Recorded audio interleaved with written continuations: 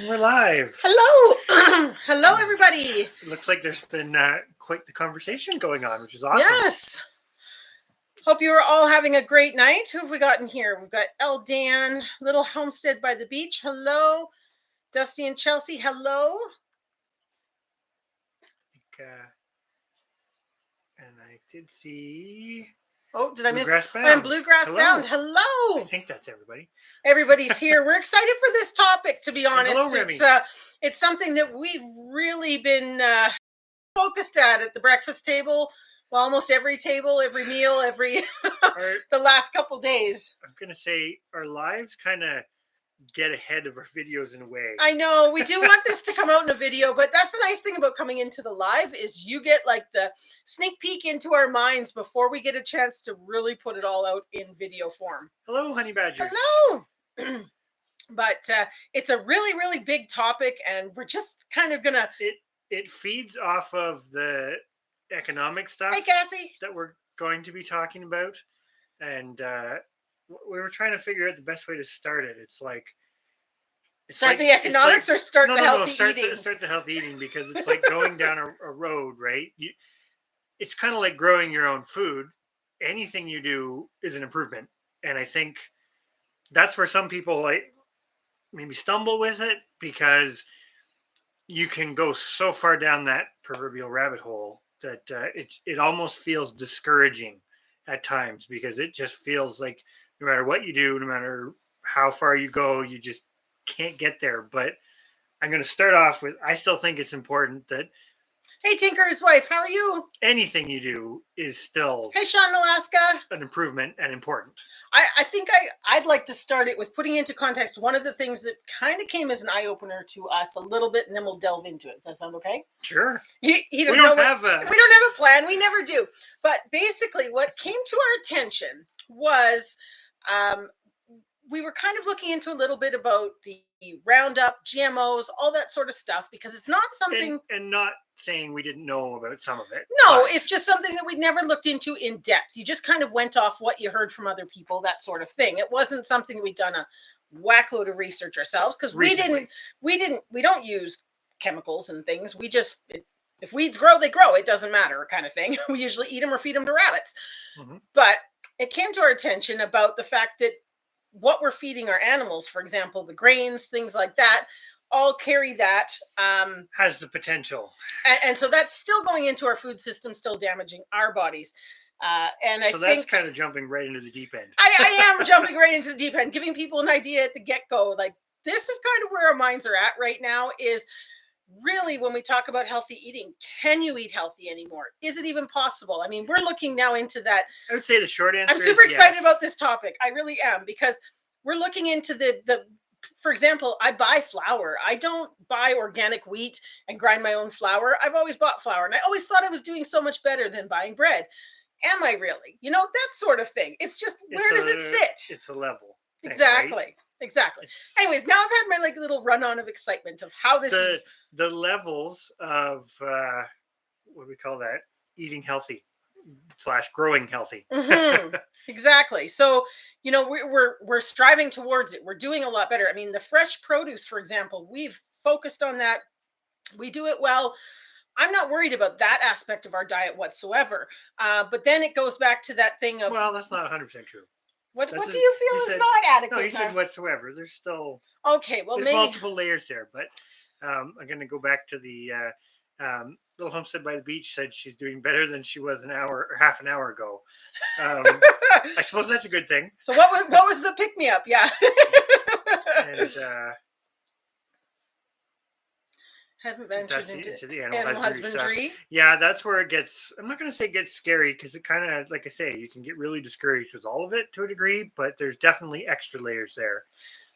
The microplastics. I'm curious on that wildwood gardening. Definitely, I'm sure that opens a whole nother, like we've just been overwhelmed and inundated with information and research on the pesticide stuff right now, or not, well, herbicides, pesticides, that sort of thing, and how to really kind of get away from it. But I mean, now you're adding even something else that you need to look for in things, which again is another, it's just an interesting topic on, can you actually go to the store and eat healthy. I know, very loaded. That's a loaded thing too. I knew you were going to say that. I don't think it's that simple, but which is part of the point. Going back to the basics of if you're trying to be sustainable / healthy, you want to be trying to grow as much as you can. With the caveat that not everybody can grow everything. We can't grow everything. No. Hello, Tracy. Hi, Tracy. And hello, Crucy. Hello. Thank you guys for coming in.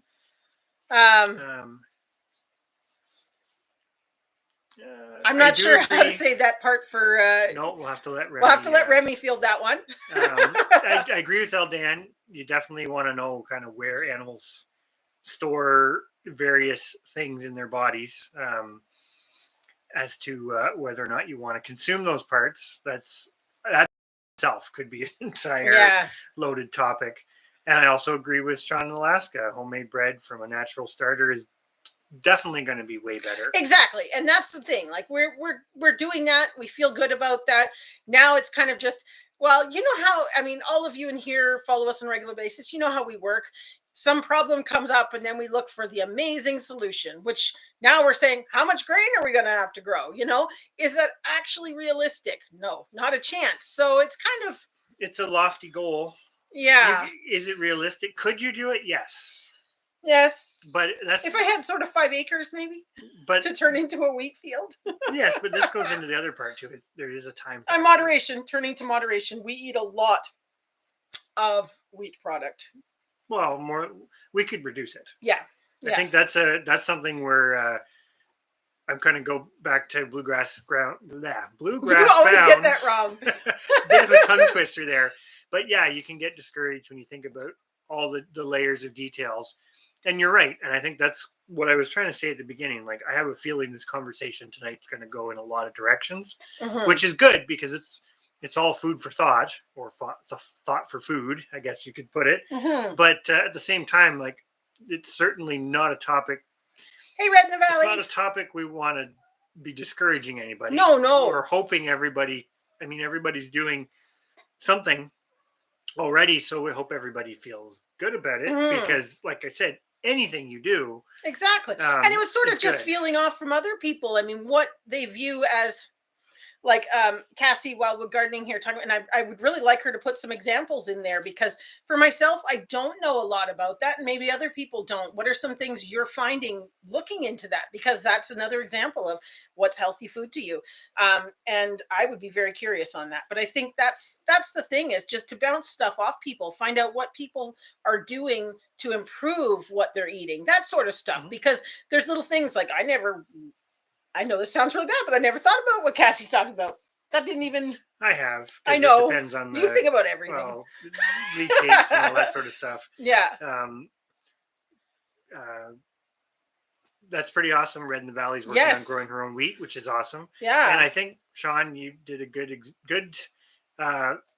put it really well there again, where don't stress about it too much. Yeah. I do agree with that, because this is where I'm bad for that, because I will get into a topic, or we're constantly re-examining what we're doing, right? Because we're by no means the healthiest producers of food. There's lots of places we can improve, and that's something that we are trying on. At the same time, we do produce a lot of what I would consider healthy food, so we're X number of steps into it, and we still have a lot more steps we could go with it. Yeah. Is kind of exactly. So I think, you're right. And then you just kind of keep going, keep adding to it, keep reviewing, keep changing. It's kind of I think that is very true. It's like, I mean, by no means we don't want anybody to be discouraged because we're thinking one thing, you know.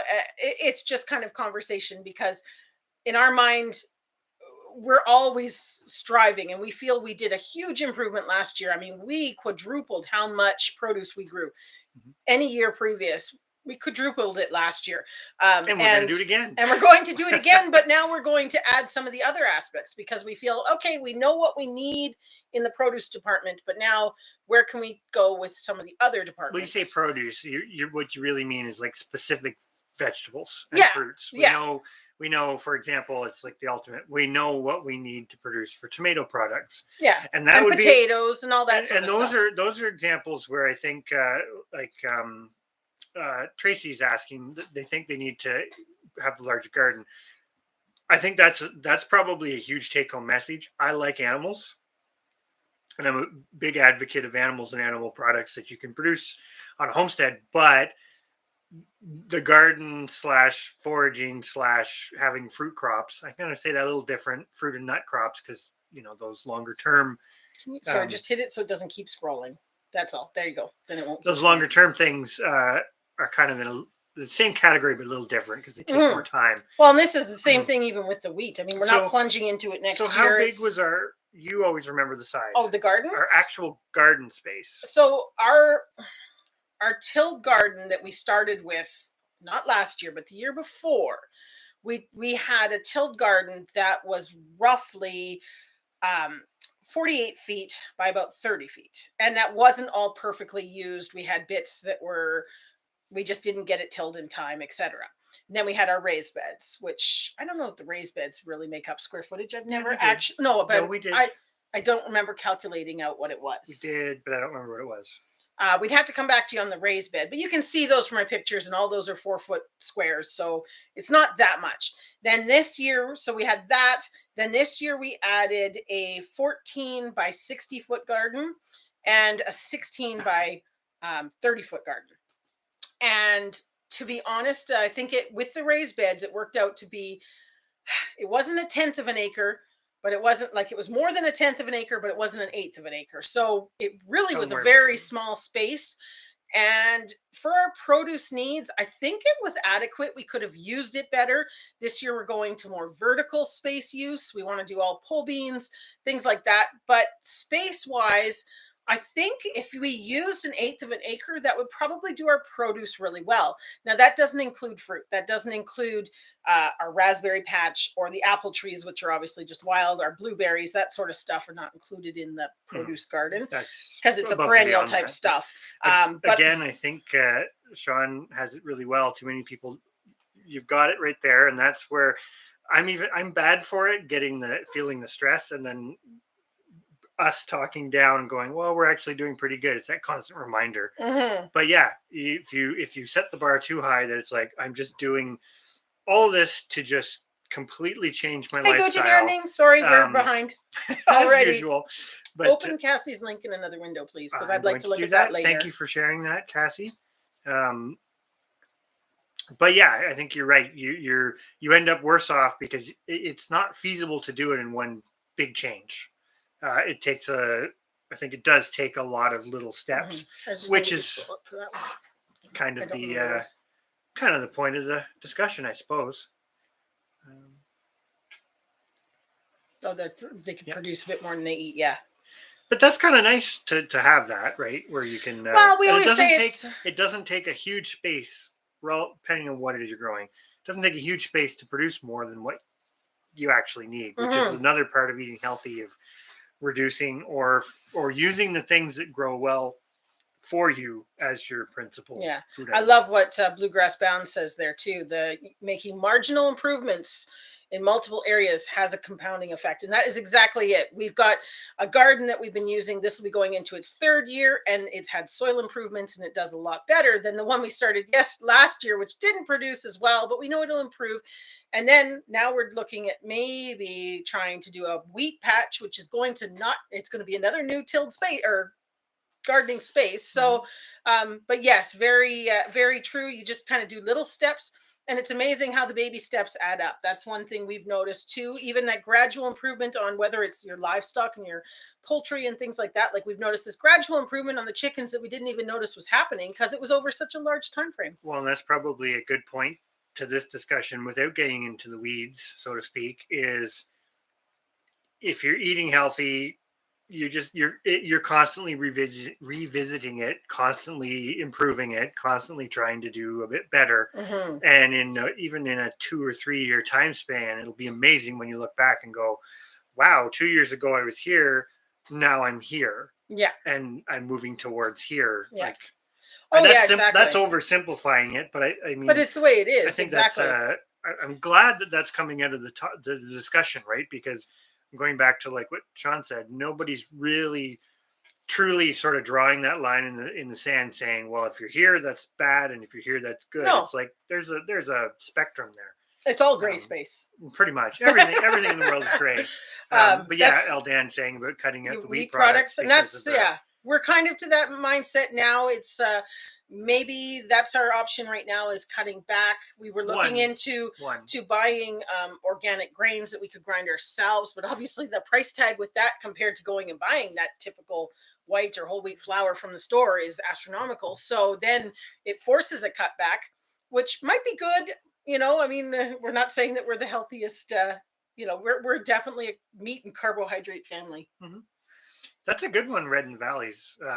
She was trying to start a food forest project, but she's thinking that it may actually be better for the wheat. That's not a bad idea, and that's actually a good way to think about things too, right? Because using the space you have and the resources that it has kind of to its best potential. Well, you'd have a customer if you decided you wanted to sell some organic wheat. It's actually surprisingly difficult to find. In our area, anyway. Okay, the phthalate contamination. We'll have to look into that a bit more. Again, this is some of this subject matter is not necessarily our area of expertise, but I guess. Hey, Thorhaven. I guess what we're thinking is we know enough about it to have it feel dangerous, but you're aware of it, right? And then it makes you question all the things you're doing. Yeah. And that's a good thing, right? Because it's just thumbs up, everybody. Don't forget thumbs up. I'm going to do that today. I want to see how many thumbs up I can get. So I'm going to kind of go down a little bit and try to catch up a bit. Yeah. Remy, thank you for saying about the thumbs up. Alaska, and you know, Thorhaven, this is something that we kind of wish we'd been organized on this, but we weren't anticipating doing a roundtable one today because of discussions last week. We're thinking we might come back to this topic as a roundtable discussion and have an open panel where people could come up and talk about some stuff, because I do think it's a good one. This was kind of just a feeler to see what people's thoughts and reactions would be to that. Again, you know, even Guten Yardening might be another one that would potentially want to be involved in that panel, because I'm sure he has a fountain of knowledge and thoughts going into this as you're growing all your own produce, and you know, especially trying to do it in a small space, which then pushes the boundaries even further, which I think a lot of people appreciate. Mm-hmm. Oh, exactly. We're still a bit behind, but yes, sorry. Yes, and if anybody's come in and we haven't said hi yet, it's because we haven't gotten to your post. We've got the link open, Cassie, but I might ask you for it in the future. Yes. Sean, you're doing a 20 by 40 foot garden. That'll be good. Oh yeah, that'll be excellent for you, and definitely. That's still 800 square feet. That's a big garden. It's a big step forward, right? Yeah. And I really like the way Guten Yardening said it there. Agreed. Grow what you like and grow what grows well. I think the grow what you like is I think easy for people, right? Because you know the vegetables and the fruits and things that you like to eat. Mm-hmm. But we talk about this, and the one thing is beets. And not sugar beets, but regular red beets. Detroit red beets. I've always liked beets. And up until recently, never really grew a lot of them. But we've kind of found out they grow really well for us here, and they're relatively easy and they store well, problem free, and they store well. So it's like, okay, so we're gonna eat more beets. Well, but that's changing your habits, right? Because there are, we find this, it's like the squash. Apparently we're going to eat more beets and lamb's quarters. Just saying. But that's what somebody says is we're going to eat a lot more lamb's quarters. We're good at growing that. We're good at growing weeds. No, but I think it's another thing to think about, right? And I'm not like how I always pick on you. I know, that's all right. I'm not saying that people have to like do these drastic changes where it's like, oh, I absolutely detest, I'm going to pick on the beets again. Some people absolutely hate them, and I understand why. And that's not what I'm saying. I'm just saying sometimes you are surprised there are things that do really, really well for you, or that you're really good at growing, that you never would have thought to use as a staple part of your diet. Yeah. And sometimes those can be healthy too, right? Because if you bulk out your diet with something you never thought about, then it's another less dependent type thing. Do we grow don't skip ahead too far. Do we grow asparagus? Now we have a lot. It's a win and a lose situation with asparagus. So asparagus came with the property.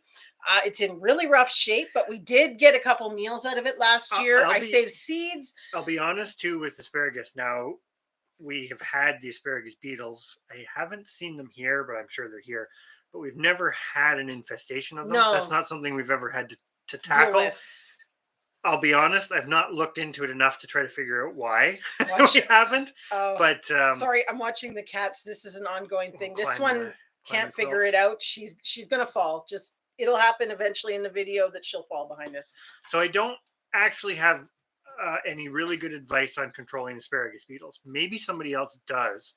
I'm not sure. It's not a topic I've ever looked into too much because I've never had to. Which kind of shows you sometimes the level of, you know, you don't get into everything as much as you necessarily like. I'd love to be an expert on everything, but I certainly am not. I wasted a lot of growth. Okay.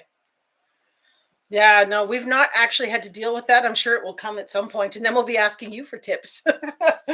Because, like we said, the asparagus that's here has probably been here for 30 years. Mm-hmm. And it's in rough shape in that fact that it's not been maintained and tended a little bit. Yeah, but it is there and it's healthy. Mm-hmm. I like. Where did it go here? Remy said he no longer eats a chocolate bar, a bag of chips, and Pepsi for breakfast, and that's great. That's awesome. That's very great because Pepsi. I have to admit, it's going to be hard. We've talked about it, and because going down a different line than the wheat, but the corn and the fact that the glucose and all this other stuff that's in your food, and Pepsi is loaded with that. Yet I cannot. I don't know. It's going to be a tough one. I've reduced. I used to be Pepsi every day, and now I'm like maybe once a week. Yeah, you're a lot less. But it's still something that I still stockpile downstairs because I can't go without it. Well, that's one of those ones about corn is a touchy subject in my mind because corn is an amazing plant, but and we've had these discussions before, but what's been done to corn and the fact that it's really not accessible the same way as it used to be to people for all of the benefits that it has is that's probably the saddest thing in, I'm going to say, gardening in a way, but I like what Guten Gardening says. We've read studies that show that people who garden eat far more vegetables. When it's right at hand, you consume more for sure. Exactly. Oh, exactly. And you know what? That's a fact, but it's also a funny one, right? Because it's like there's a humorousness to that because it's like, well, people who garden eat more vegetables. No, I don't get it. Well, it's ironic, but not right because it's like a statement that it's funny that it's funny in a way that somebody actually studied it. That's what I mean. To come up to that conclusion when that's like one of those common sense conclusions.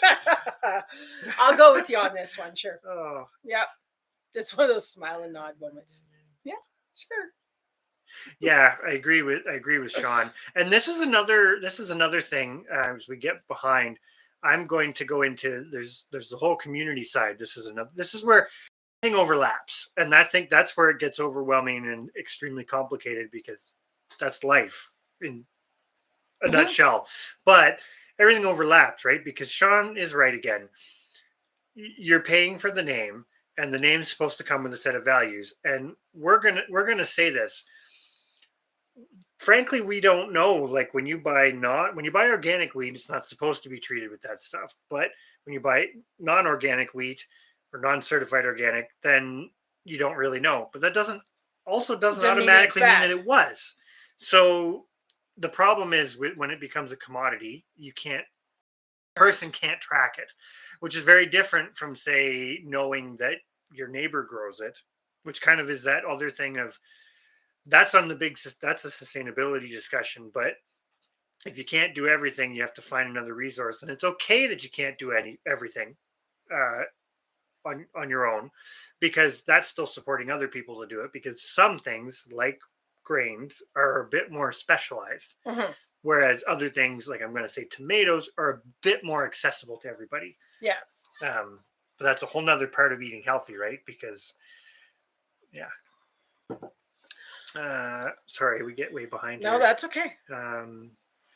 Red in the Valley said her garden is about the same size as what Sean Alaska's starting up there, and she produced a lot in it, which is awesome. Oh yeah, you'll be, and again, that's a big step forward.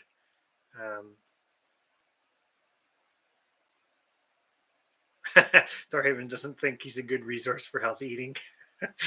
I don't know about that. Oh, is our hopefully our stream's not lagging too much. We apologize if it is. It sometimes does that from time to time. Good old internet in the country. There we go. Dusty and Chelsea say they no longer eat a Mountain Dew, 2 packages of Reese's, and Little Caesars Little breadsticks. Caesars breadsticks. Oh, you had to bring that up. Oh, they're like my favorite. I really like we haven't been to Little Caesars in years now, but they had like the deep dish cheese one, like breadsticks, not just in the Parmesan cheese and spices and garlic butter. Ones that But don't forget, all of that. A lot of that food is designed to make suck it taste good. Exactly. Wildwood Garden eats a lot of lamb's quarters. Well, it's a great one because we have a hard time growing spinach. It grows, but we don't do well with it. But we do really good with lamb's quarters. Yeah. So it's like there's another one of those things. We don't even have to propagate it; it's going to just pop up anyways. So. Oh, and if you don't pick it and harvest it, it becomes a menace later. So. Bigger than his cabin. But that's all right. If you don't get it all planted, you've still. It's an exponential Homestead, thing. you've probably been in here for a little bit, but we're getting to you now. So hello. Before we get too far in as well, while we still have some people in here that I know have not commented yet. What did you title it? If you go to our video that we posted this week of our first, like in our economic series, just to remind everyone, it is, and we're kind of going to just tell people because they're in our lives, but it is a bit of a competition for prizes. So be sure to watch that video and place your answer in the comments below. We'll post it on our community tab again tomorrow because I don't remember what you called the video. If somebody happens to have it and wants to share the link, one of our wonderful moderators here, if you want to share the link for our video that we posted on our homestead economics this week, it is a bit of a competition in there. So just in case anybody didn't watch it yet, be sure to get, yes, Price is Right rules, same as what we applied on our squash harvest video. That's a little tidbit. That's the only time I'm reminding people. I'm going to go to Crucy's comment because it opens up some interesting stuff too about the rye bread. Because there's that side of things too. It's like, what do they call it now? I love rye bread. Is it like is it crafted? Anyways, artisanal. That's what they call it. Artisanal bread making, or artisan, all that sort of stuff. Like that's a new term for things. That's just the way people used to do things for little regional varieties and different ways of using. There are different varieties of rye. There's different varieties of wheat, and that's the other thing about the monoculture in so many other ways that gets rid of that. But that's another offshoot to the topic of eating healthy.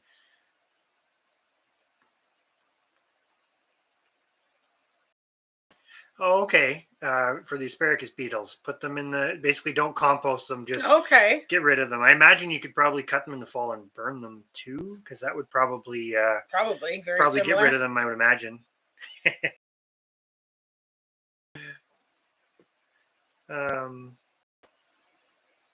Yeah, see, that's good. I think that's the not drinking soda. Without getting into specifics about it, it's like that's a good way to. I mean, provided you have a decent source of water, drinking water is kind of the no-brainer in a way.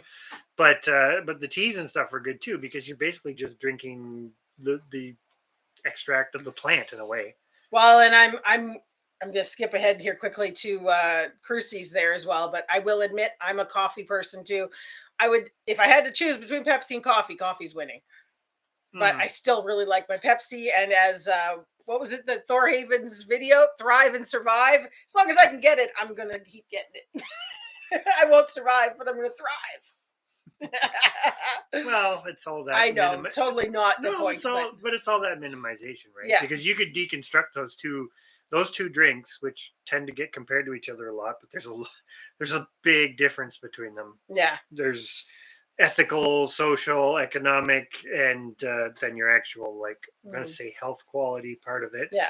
I still think in some ways the pops are more accessible, but the coffee's probably the two evils. The one thing that I find really crazy, and I'm going to go a little bit on a tangent here, but the pop is always so cheap.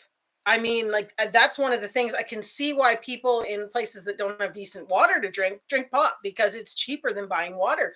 I can't believe it that I can go and get 2 liters of pop for $1, yet it's $2.49 for a bottle of water that's not even 2 liters. Like, that's the situation. So, I mean, we're fortunate that we don't need to buy bottled water, but for people who don't have nice drinking water. Well, we were watching some stuff recently and having some discussions too about, like, the access to it, right? Because access is a big thing.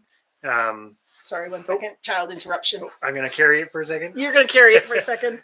But yeah, like, access to, I guess it's this thing, like, healthy food has a certain connotation to it, but there's different ways to deconstruct that, right? As to, well, who's determining what's healthy? Because in a way,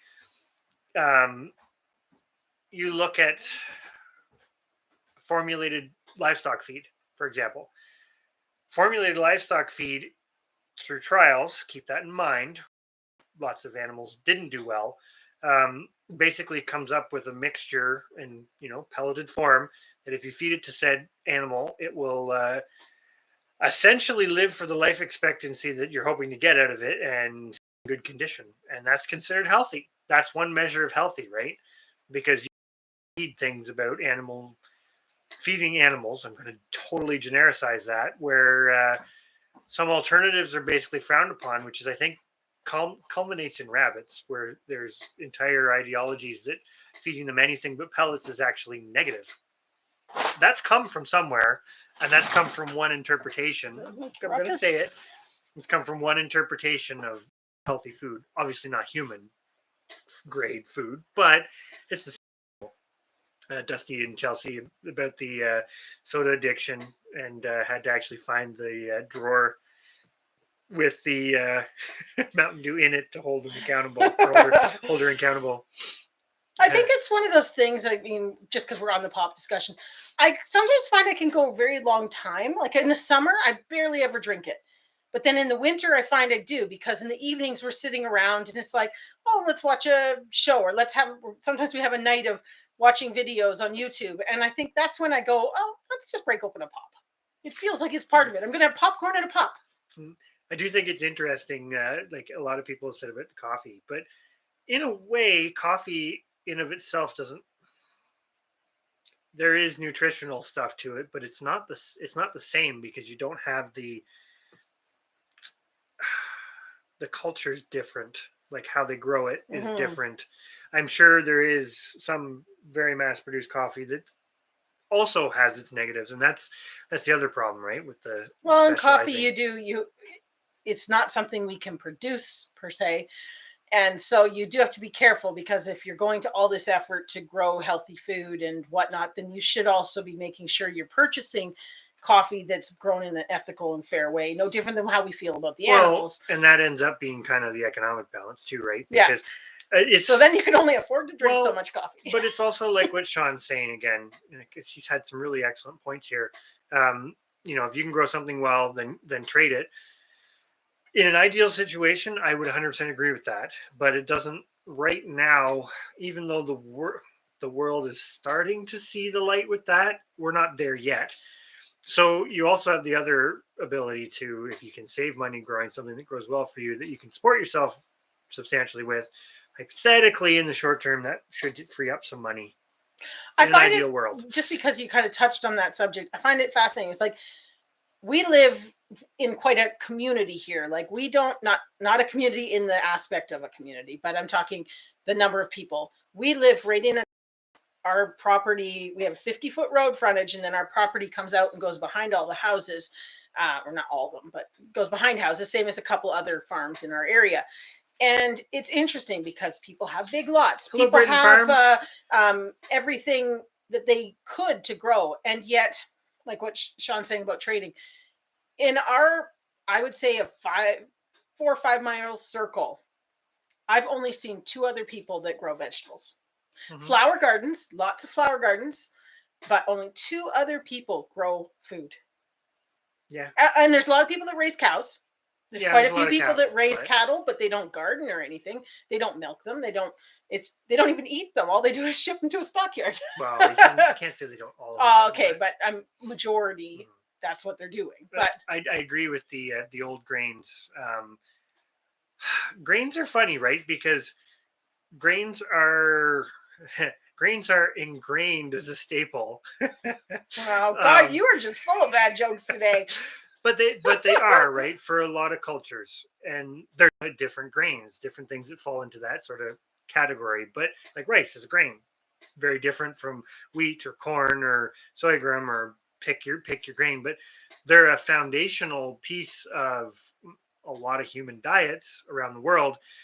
Yet they are kind of forgotten because most people aren't familiar with them. They're familiar with the end product, the bread, the even like the grain of rice, etc. But they don't know anything about the plant or really where it comes from.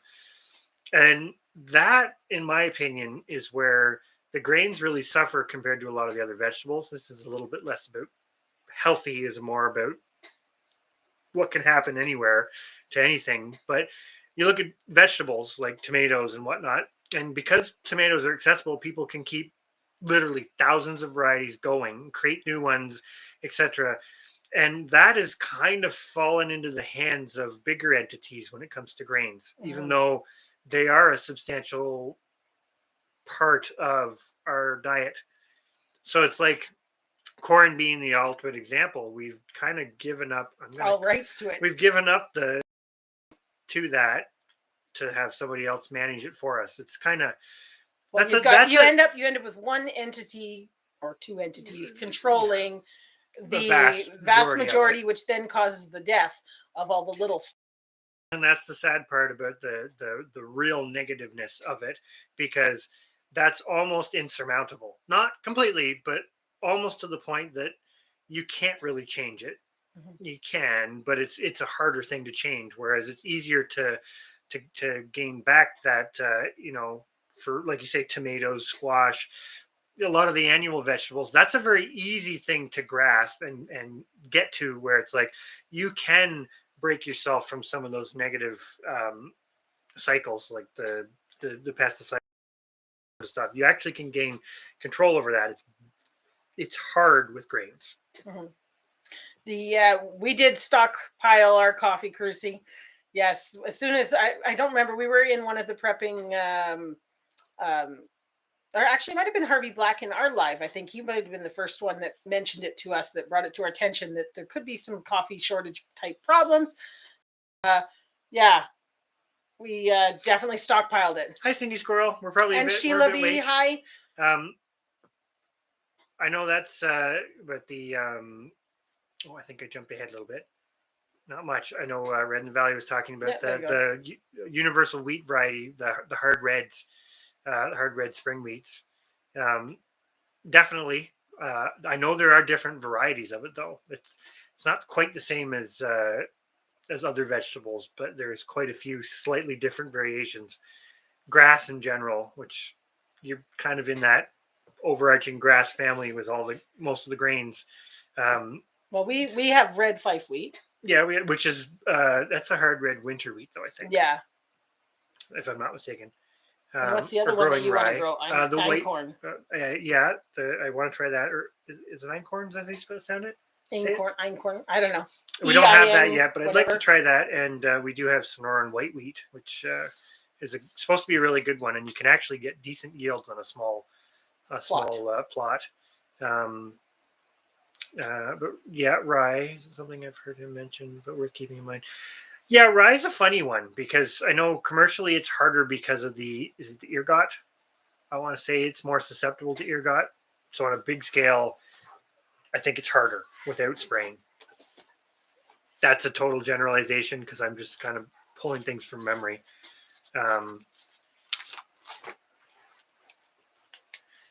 Brewing and fermenting your own drinks is definitely a good idea. Well, we've toyed with that idea as well. It's like even making like fruit syrups and stuff. Like we've made syrups. It's almost like making jams, right? If you want that flavoring, you can can it or what have you. Well, we use it's not Ribena, but I don't know if anybody in here has heard of Ribena. It's very similar. It comes from it's European. A European one. Anyways, we buy it at our grocery store, but we've come to the conclusion we could actually make it. Basically, it's fruit juice and sugar in a concentrated form. And we definitely could do that between our sugar beets and the fruit that we're producing. So the hope is to eventually create that product on our own. I'd be curious on M.I. Gardner's coffee. Yeah, seeds. Tracy said she was thinking about maybe starting a coffee tree. Yeah, and exactly. That's why pop's cheaper, because it's really not costing them much to produce it. Yeah. How much snow did we get? I snow blowed about, it was a little bit over a foot in some areas where it drifted. We maybe had 16 inches. But I would say kind of across the board, it was probably around a foot. We just had some areas that drifted and some areas that were a little bit lower than a foot. But it was definitely not something that we were shoveling. So I was very glad that the snow blower decided to work. Mm-hmm. Look at Thorhaven is working away again. Sorry, we're so far behind. Thank you for sorting that out for us. I'm going to try to catch us up here relatively quickly. Yes. I do agree with Sean that if you can barter, it's awesome. I have some thoughts on that. Bigger existential type stuff I'm not going to get into tonight, but we definitely try to do it whenever we can. Yeah. We just find, I don't know. We traded sheep for hay. Yeah, we did actually. Sure. Well, and we did a trade for genetic swap for geese, and we do it for chickens, and yeah. I don't know. But yes, we try, and that's the beauty of slowly building our community. And as much as it's very hard, you have a larger community that you can trade and share smaller things, i.e., seeds, stuff like that. And then we're slowly building up quite a little hub. Yeah, I'm going to say within a 2-hour radius kind of thing, which is nicer for trading larger type things that, like, you know, if you had a bushel of beets, you're not going to mail it to somebody for a bushel of corn, but you know, you might actually drive somewhere to make the trade. Oh, I'm gonna go off on a tangent for a moment. Hello, Workplay Grow. How are you doing? Thorhaven has a really good one about trading is awesome when everyone involves values the item similar. You hit the nail on the head, and your example with the chickens is an excellent one, because something that comes up a lot is community, right? And we're all over the place in here tonight, and there's definitely a community. I'm not going to downplay that, say it's not there, whatever, but it's a little different because we don't have the opportunity necessarily to trade amongst ourselves. For some things we can, right? Knowledge, we can trade anywhere in the world for knowledge, which is awesome. Seeds, we can trade. We're in Canada. We can trade anywhere in Canada with anybody for them. If I was going to ship a sheep, that's a little harder, right? To trade with. So that's where you still end up needing a local community. And I think Thorhaven hit it on the head, because we're, at least I'm going to generalize where we are, where Thor is as well, or Darren is. It's pretty similar. We are still surrounded by a mindset of everything has its monetary value, and that's kind of, it's like what you said about the cows. We still live in an area where, like, you have a good point. They don't even eat their own cows. They raise beef cattle to take to the stockyard to get a check. I'm not saying that's bad. I'm just saying that you're not even growing your own food. So that's the more common. I'm not saying it's universal, because there is starting to be a change. But to have a lot of this stuff work, you need that change. And unfortunately, not every area of the world has seen the light on that. Mm-hmm. Yeah. And what Thorhaven's saying on the chicken front is something that we found in the Kuni pigs before we got rid of them. That was actually a big reason. We're going to do it. That's coming in our economics video. We're going to talk about that a bit, but the Kuni pigs only worked if everybody kind of was doing it for the right reasons. But essentially, I'm gonna generalize here. In our area, everybody was doing it for money, maximizing that return on. Mm-hmm. So you didn't really have a community. I'm just going to leave that as that. So little homestead by the beach had I see had a coffee plant until the melee bugs got it. Oh, that's never fun. Cruci, yep, fruit and vegetables just magically appear. Exactly. And meat is created in those little packages. Yeah. It just looks that way. There's somewhere in the world there's a field of free range hot dogs. Yuck. Whoa, now we are way behind tonight. You're past there. The wild rice. Now, where were you looking? Sorry, Eldon just said about that. There was some place that was selling the rice. Where was that in Ontario? It's not wild rice. Oh. But there is some other rices you can grow. Like, that's a good example. There's wild rice, which isn't the same as most of the conventional rices. It's a different species. It'll only grow in, I say this, there's 3 species that I'm aware of in Ontario. And I think 2 of them will only grow in deeper water, like a couple feet deep. But there are upland rices and stuff too. So that's what you were looking at. That's a whole area where you start going down that rabbit hole, and the information isn't like easily accessible. It's there, but you kind of have to know what you're looking for to figure out some of that. Semi-hypothetical question. Discussion: is my organic garden still growing healthy food? 60 conventional feed, rubber surrounded by fields. Oh, well. What if a certified organic farm has to have? Isn't it a 20-foot buffer between any other? But they're not. Yeah, but they're not certified. Kind of just means you're following. Oh, I know, but I'm just saying that's their guideline for a certified organic farm is 20 feet from any sprayed property. But it doesn't mean, because you may have a bit of contamination, but it wouldn't be substantial as being sprayed by the crop duster. But yeah, I'm just meaning from friends of ours that were trying to do an organic grains farm. That was a problem that they had, was they lost so much of their property use because they had to have this, was it 20 feet? I'm sure it was 20 feet buffer around all their thing. I think I'm not an expert, not giving you sort of like exact advice because I don't have that information, but I would say what you're doing is still probably a big step up from what you can buy conventionally in the grocery store. So if you're gardening and you're basically gardening organically, putting stuff on it, you're still producing something better. And that's that kind of gray area too, right? Because that's a great example of what people do around you, depending the size of your property, etc. What they do around you still affects you, which is kind of a knock-on effect dilemma. But I would still say yes. What you're doing is still going to be better than what you could probably buy conventionally for the same products. Yeah. As a generic statement. Oh yeah. Well, and the other thing would be to strategically plant your end, with something that I'm going to say it, but root vegetables, things like that, are less likely to be affected as opposed to your peppers or things like that are above ground potentially. That all depends on what they're spraying too. That's true. It's a complicated discussion, but that's awesome that Red in the Valley was able to hay for your pork. And it's, you know what? I'm glad that you're in an area that it sort of works out too. Well, and that's work, play, grow. You're trading things that's the thing, right? When you're trading something, everybody's benefiting in some way, right? So you're basically offering it the trade because, I'm going to say it in the general sense, you don't want it anymore, or you don't need it. So that's, I think, where the mindset changes, right? Because I think there's still this mindset, like you hear of people who got rich from, trading a paperclip.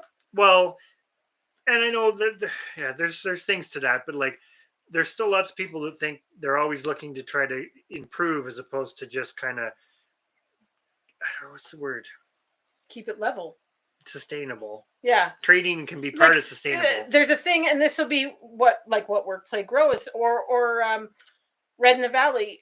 You have a value of that animal to you. It doesn't matter what it is to anybody else, or to what the neighbor next door could be selling as Thorhaven. Same thing for $60. That doesn't mean it's actually worth $60. The animal is worth to you, and so therefore, as long as you're getting the product that you want at the value that you initially felt, then it's fine. Now, trading chickens for chickens, realistically, we don't ever exchange money, and that would be a kind of an issue for me, Thor. If they were saying, "Oh, but ours are worth 60 and yours are only worth 20," then I'd be like, "Yeah." No, because but it's no different than us with the pigs. We had a value of what we needed to get for the pigs, and we knew what it was costing. And the fact that when you assessed how much it cost us, all the expenses, and it still was only worth X value, the fact that the next person thought theirs was worth almost $1,000 more was just, So I think that's the thing. If the pig was that value to you, then it doesn't matter. You made a good trade. That's what you, Oh, exactly. And I think that's the one thing is, especially if you're fortunate enough to have a plus that you can use that way. At the end of the day, I say it sometimes for us with, the chickens or sheep or whatever. I mean, even if you're taking a little less, but still getting the product that you want at no money expense, what does it matter? Because at the end of the day, that was only costing me money to feed it. And I didn't need it. Yeah, very true. Oh, did I actually catch up?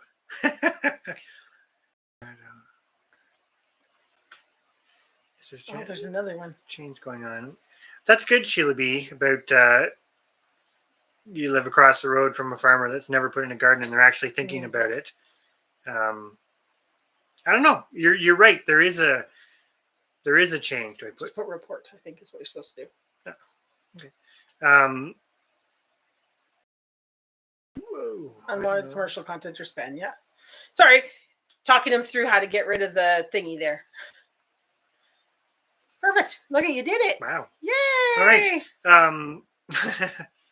Oh, Cassie did it before you. Anyways, I think that's a good point that there is a change going on, and I think probably people can see it. Like all these things end up connected.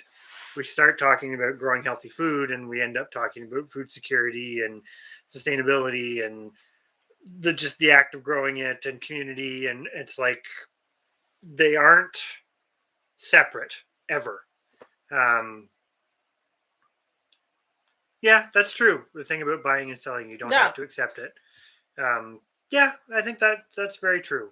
I think the hard part is, I think this is an opinion piece, and then we'll actually get back into talking about healthy food. But I do think I've been through a few ups and downs, and people who, when homesteading becomes trendy and people are getting into it, when they get out of it and then in again, out again. I don't feel that that's what's going on now. I think the change is actually potentially this time real, that people are likely going to stick with it because we're like 2 years into almost 3. The disruption. It's not going away. I think people understand. They get it now, right? Like I'm saying this in a big picture way. But in the past, when you have those ups, when people start to get into it, it's like what Thor is saying. You have the option to walk away from something, right? But when people feel that they need to, and this goes back to what Sean in Alaska, I don't know if he's still here, but what he was talking about taking little steps and, incremental steps, that's where the trading, I think, gets out of hand, because there are people that take advantage of that, right? They know, how do I put that?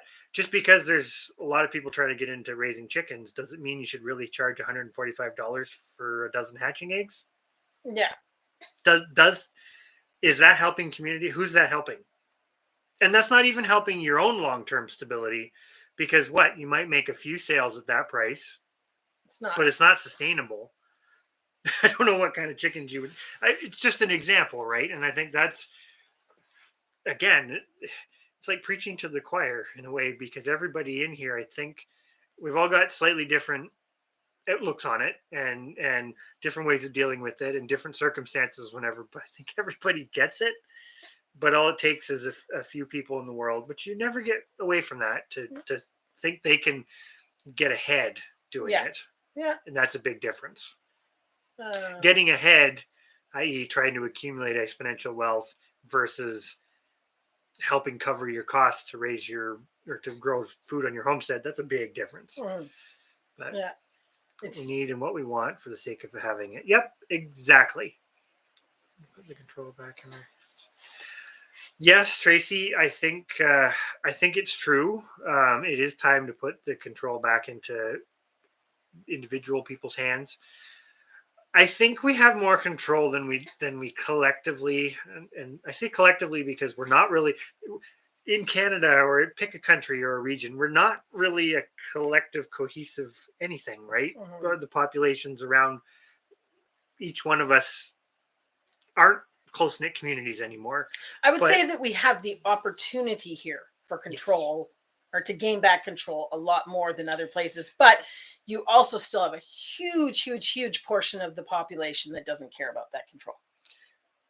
Yeah, you do. Which then makes it very hard to enact change, I guess you could say, when it a few people. This is it's not discouraging, but this is part of that into a little bit on the consumerism side of things and stuff like that, and how do we become less of consumers, which is another total topic, so I'm not going to go into it too much, but that's another that's one of the things where we look back and we go, unfortunately we're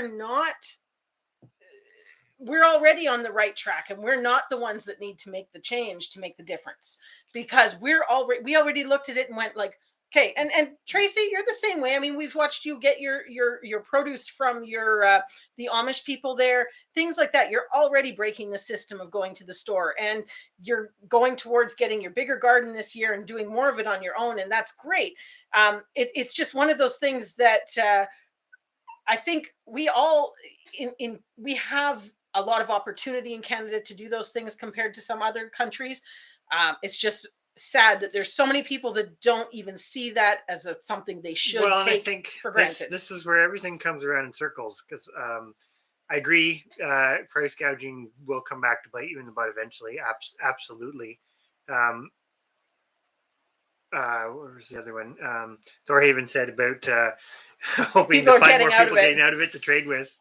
Well, no, there's good opportunities there for sure. Yeah, and you're right, Eldan. The cost is losing somebody that you could from the community that you could trade with later. Absolutely, because there's a check and balance too, right?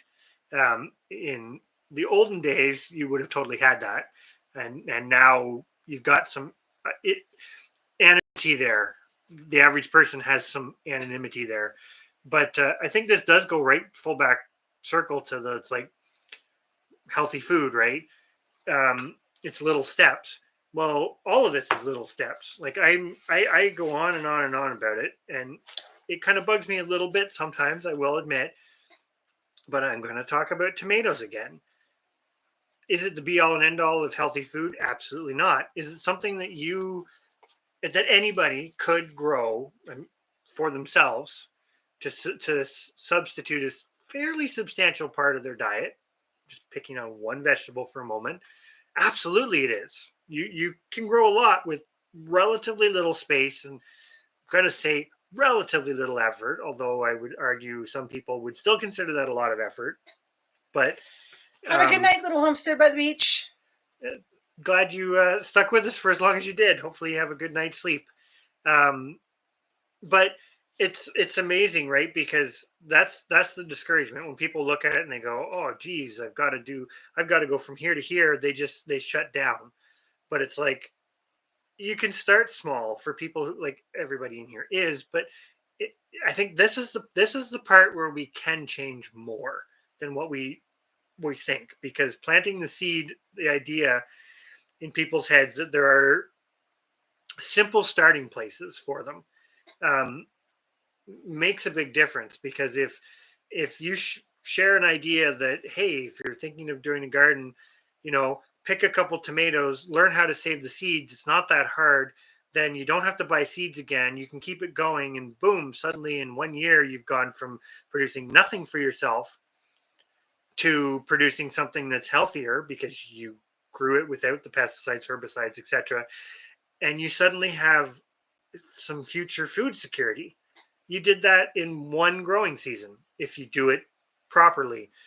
And I get discouraged when you hear people say, like, oh, I'm too busy to save tomato seeds, I'm too whatever. And it's like, but it's not that hard. And I'm not saying it's for everybody, but it's like planting a few seeds like that. And then, of course, you have all the buildup that you can go beyond there because it's exponential. That's where I think there is change, because there are more people now thinking that way, which is good. Yeah. You have to scroll back up. Sorry. Oh, I got behind again. Invite you, yeah. Across the road from the farmer for 26 years. He grows corn and animal feed to sell, but never grows food for feed his family. Oh, and that's a whole nother, that's a food security thing too, about everybody around here calls it cash cropping. And I'm not saying there's anything wrong with it, because realistically, whether you're a market gardener or somebody growing corn on a huge scale, you're still, quote unquote, trying to grow something for a monetary incentive. The difference is a market gardener versus, thousands of acres of corn. There's a bit of a different scale of economics there, that it's a bit of a sad circle, but it's true, because in our area, I'm not going to say all the bigger farmers are this way, but a lot of them, like, we've even had a comment once that came from a dairy farmer that it was like, it's all a hobby anyways.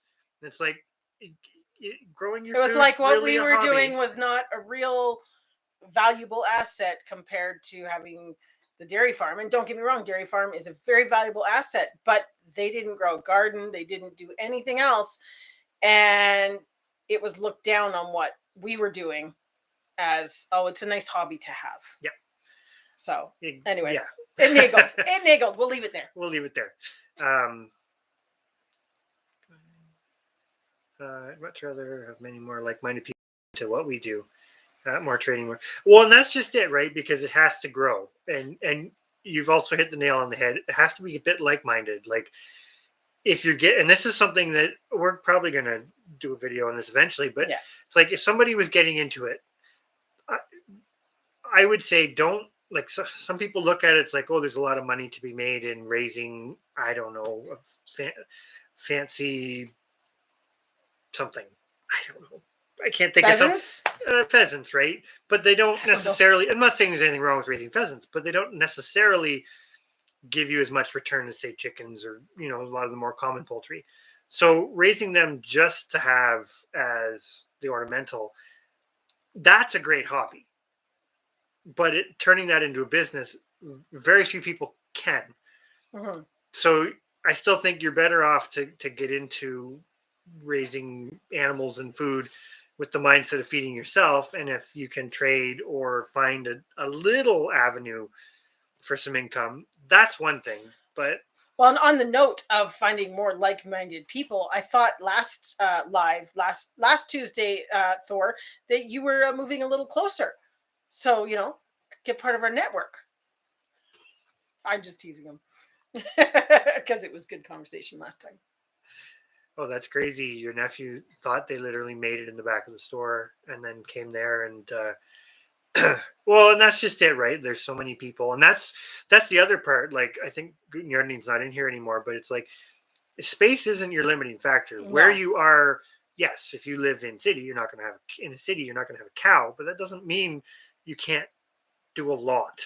And I think earlier this year, before we got into our growing season, we'd never really shown a good growing season for us. This was our best one ever, but we hadn't been on YouTube. We had moved, so the year before was a little bit up in the air because we were still setting things up. And I think there was a mindset that it's like, oh, well, they have lots of acreage, of course they're going to produce a lot of stuff. And it's like, but our garden's not that big. Mhm. Like, no, it's not. It's not just a patio garden, but it's not huge. It's not like we have 10 acres of tilled field that we're producing yet. That we're producing X. Like we're still able to produce a substantial amount of food, On that. and I'm still going to say healthy food in that area. It doesn't meet all of our needs right now, no, because it's amazing how much it takes to feed a Mhm. human. Hello, Urban Homesteading, and welcome Hello. back, Work, Play, Grow. We could also be having some internet issues. It seems like it's fluttering in and out a little bit for us, but yes, it is crazy how many Mm-hmm. people, just have no idea where their food comes from, Mm-hmm. and no idea that, like you said, it was a cruci earlier. Fruit and vegetables just miraculously show up. Yeah. Well, yeah, it's exactly, Darren, the gentleman or hobby farmer. I don't know. I definitely find too, because that's we kind of just use the generic healthy food, and there's been lots of great conversation. I mean, we've gone not quite into the weeds on the really deep stuff, but it's come up right down to just growing a tomato plant is still healthy because you're still an improvement. Um, but it's true. There's this connotation. Everything has to come down to semantics. Everything has to have a label. Everything has to have a whatever. And I mean, we're on YouTube. You still have to have a label so people can find you. But is it like what are those things exactly? That's like a question I don't think there'll ever be an answer for, because of the fact that it's this interconnected web of where does one piece stop? Where does healthy food start and end versus sustainable versus ethical versus where does it end? It doesn't end. It just kind of keeps going and intertwines. How big was our garden again? I'm working out a quick Oh, calculation. we're going to for get you a Cassie. calculation on I'm that. gonna get a calculation. A more exact calculation. Yeah. So in total last year we gardened 1,968 square feet. So a substantial garden, yes. Basically, I don't know what that works out to. That's not an acre is 4,000 square feet. So we were probably a little closer to the half an acre. Now this is really rough because I just went by the outside perimeter and there were lots of areas that are within. It's not a perfect rectangular square. No. It's a little bit here, and then there's rabbits, and then there's a little bit, and then there's chickens. And I just did the outer perimeter. So it's probably more around the 1,500 is what we actually gardened. Hmm. But that was, like we said, we added a few extra gardens this year, and I think that's probably, to be honest, besides adding something for grains, that's probably all we would need. We've got some It's ideas. famous last words. No, there's going to be more, but it's not exponential growth. And Thorhaven, you could afford the hydro here. What you can't afford is the delivery cost. Yeah, it's a delivery. Delivering the hydro is expensive. I remember going to LA, California a few years back in February. How's the winter storm coming? They said about 5 inches of rain, and A lot of the stores closed. Yeah. that's it's different depending where you go. Like the stuff that just keeps going here. I think it was interesting watching the news because we've started doing that a bit, and watching the news from the flooding in BC, and then the shift to the storms and the same, like the winter storms. And they were talking about like, oh, we're getting Ontario weather. It's like, well, gee, what does that mean exactly? But then I often say that for a huge portion of the year, our weather seems to have gone more like English weather, like British weather. Not right now, obviously. I mean, we're in a deep freeze now, but I'm saying those buffer, your winter, your fall and your spring months are becoming more and more like English weather. Like when I lived in England, it was that wet, cold enough to almost be icy, but not. And, the greens didn't really die. Like we still had the grass, exposed and growing in. It was growing in December here. Yeah. So not fast, very but it was much growing. like our climate was going more English in those buffer areas. But then we have the extreme heat in the summer that they don't have, and the extreme cold in the winter that they don't have. So we're still Canadian, but it does seem like ours is going a little more that way. But yeah, very interesting, the different perspectives on reactions to storms and things. Yeah, you definitely get bigger storms, Tracy. You get way more snow. Yeah. And you're kind of in a belt too, though, knowing where you are roughly. Yeah, you're kind of in a bit of a zone.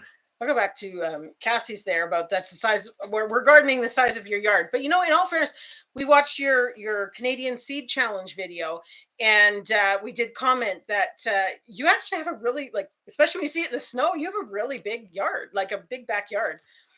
So I'm very curious to see what you do with it.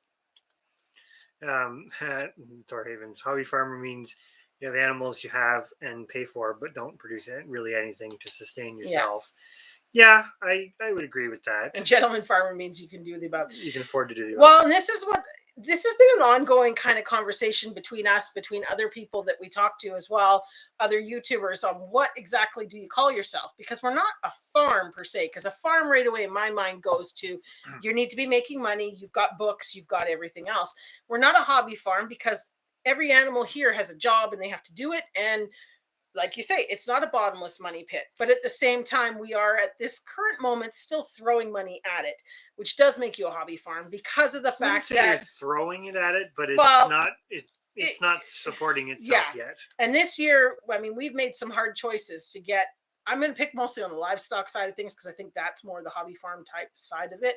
But we've really kind of narrowed it this year to try and get us out of that category. I do think too, to throw in an economic twist for a moment, I'm still a big proponent of animals, but I think for people who are new to homesteading, which most of us in here are not, animals are the tough one where you can accumulate a lot of them quickly and overtax your system, which in a way we struggle with this because even from a healthy food perspective, it's like the rabbits. There are ways to raise rabbits in a more extensive system, but it's don't know why we keep getting these things. I don't know. There we go. Just annoying. Get rid of that here. Sorry about that momentary distraction there. It's very distracting, these things popping up. There we go. There's another one. I'll let somebody else maybe get that because I'll be doing it forever. There you go. What was I saying? The rabbits, right? Raising the rabbits, it is relatively healthy for us, but we have to do it. We have to do it in kind of an artificial manner, compared to some of the other animals. Like one of the things unhealthy to talk about animals for a moment that we are seriously moving towards something that in essence sounds really simple. Where we want to go more grass-based for our sheep.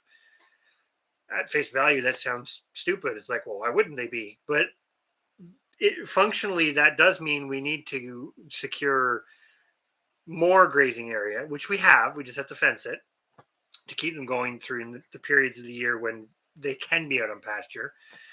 To the point of even having a few pastures that we call them sacrifice, where we're going to have to probably remove things like apple trees because when the grass stops growing, they'll still graze, but then they start chewing on the trees. But we also need to secure basically the second cut hay to do that well. First cut won't quite make the cut, so to speak. So a change to something that should be Thanks simple. for coming in, Tracy. Have a good night. No, thank you. Still ends up being more complicated to get to that end goal, and you still have to do it in steps. It's not like you can just wake up one day and go, we're going grass-based. Now you could, if you didn't have any animals, had a property and a limitless amount of whatever to start with, get yourself all set up before you need any production and go, but that's not reality either. No. I'm curious on what Thor said there. Set our lives for subs for at least 5 minutes. So we need to find out how to do that. I think I do. I don't think I can do it now, but I can do it in the future. Yeah. Thank you for that tip, Aaron. Yeah. That is interesting too, Red in the Valley. I didn't mean to miss your comments there about the farm. Well, about your friend, about the food, because I do think there's going to be more panicking about food. Like one of the things, even if it's healthier, like using the vegetables and stuff, right? We've talked to people and they're like, well, why bother? You know, you're spending all that time and in the case of the animals, money to do that. Like they don't, I'm not gonna say they don't get it, but it's like why? Or they wouldn't do it, right? And now starting to get into the realm of we're a little blurry, but lean forward. You're not blurry. I'm blurry. There we go. We're starting to get into that realm where it makes sense to a lot of people that it didn't make sense to before because they're starting to feel it in the pocketbook or not be able to get it. Period. Right. But we're not too late. But we are, I think, getting towards the 11th hour of people are reversing that because I don't want to say there'll be people panicking in a bad way, but it could happen. Well, if nothing else, the extreme weather that we are having now, I think is going to give it a few years of crazy weather like it is, and it's going to have a very crazy effect on all the stuff that we're used to. Well, not we, because like you guys, we grow it, but most people are so accustomed to being able to get, and now it's not there, or if it's there, it is expensive. We've looked into some of the stuff a little bit. Read in the Valley. Oh, the farm status, the business stuff. It's quite. You're better on the book side of things, but I didn't know that there was benefits with hydro though. Maybe that's something bigger than what. Well, it's just a question of like, do you have to produce X amount to get that status, which is. And we were trying to figure out whether you had to produce it year after year, or once you produced it once, you were kind of set, that sort of thing. We've got to look a little bit more into that sort of stuff.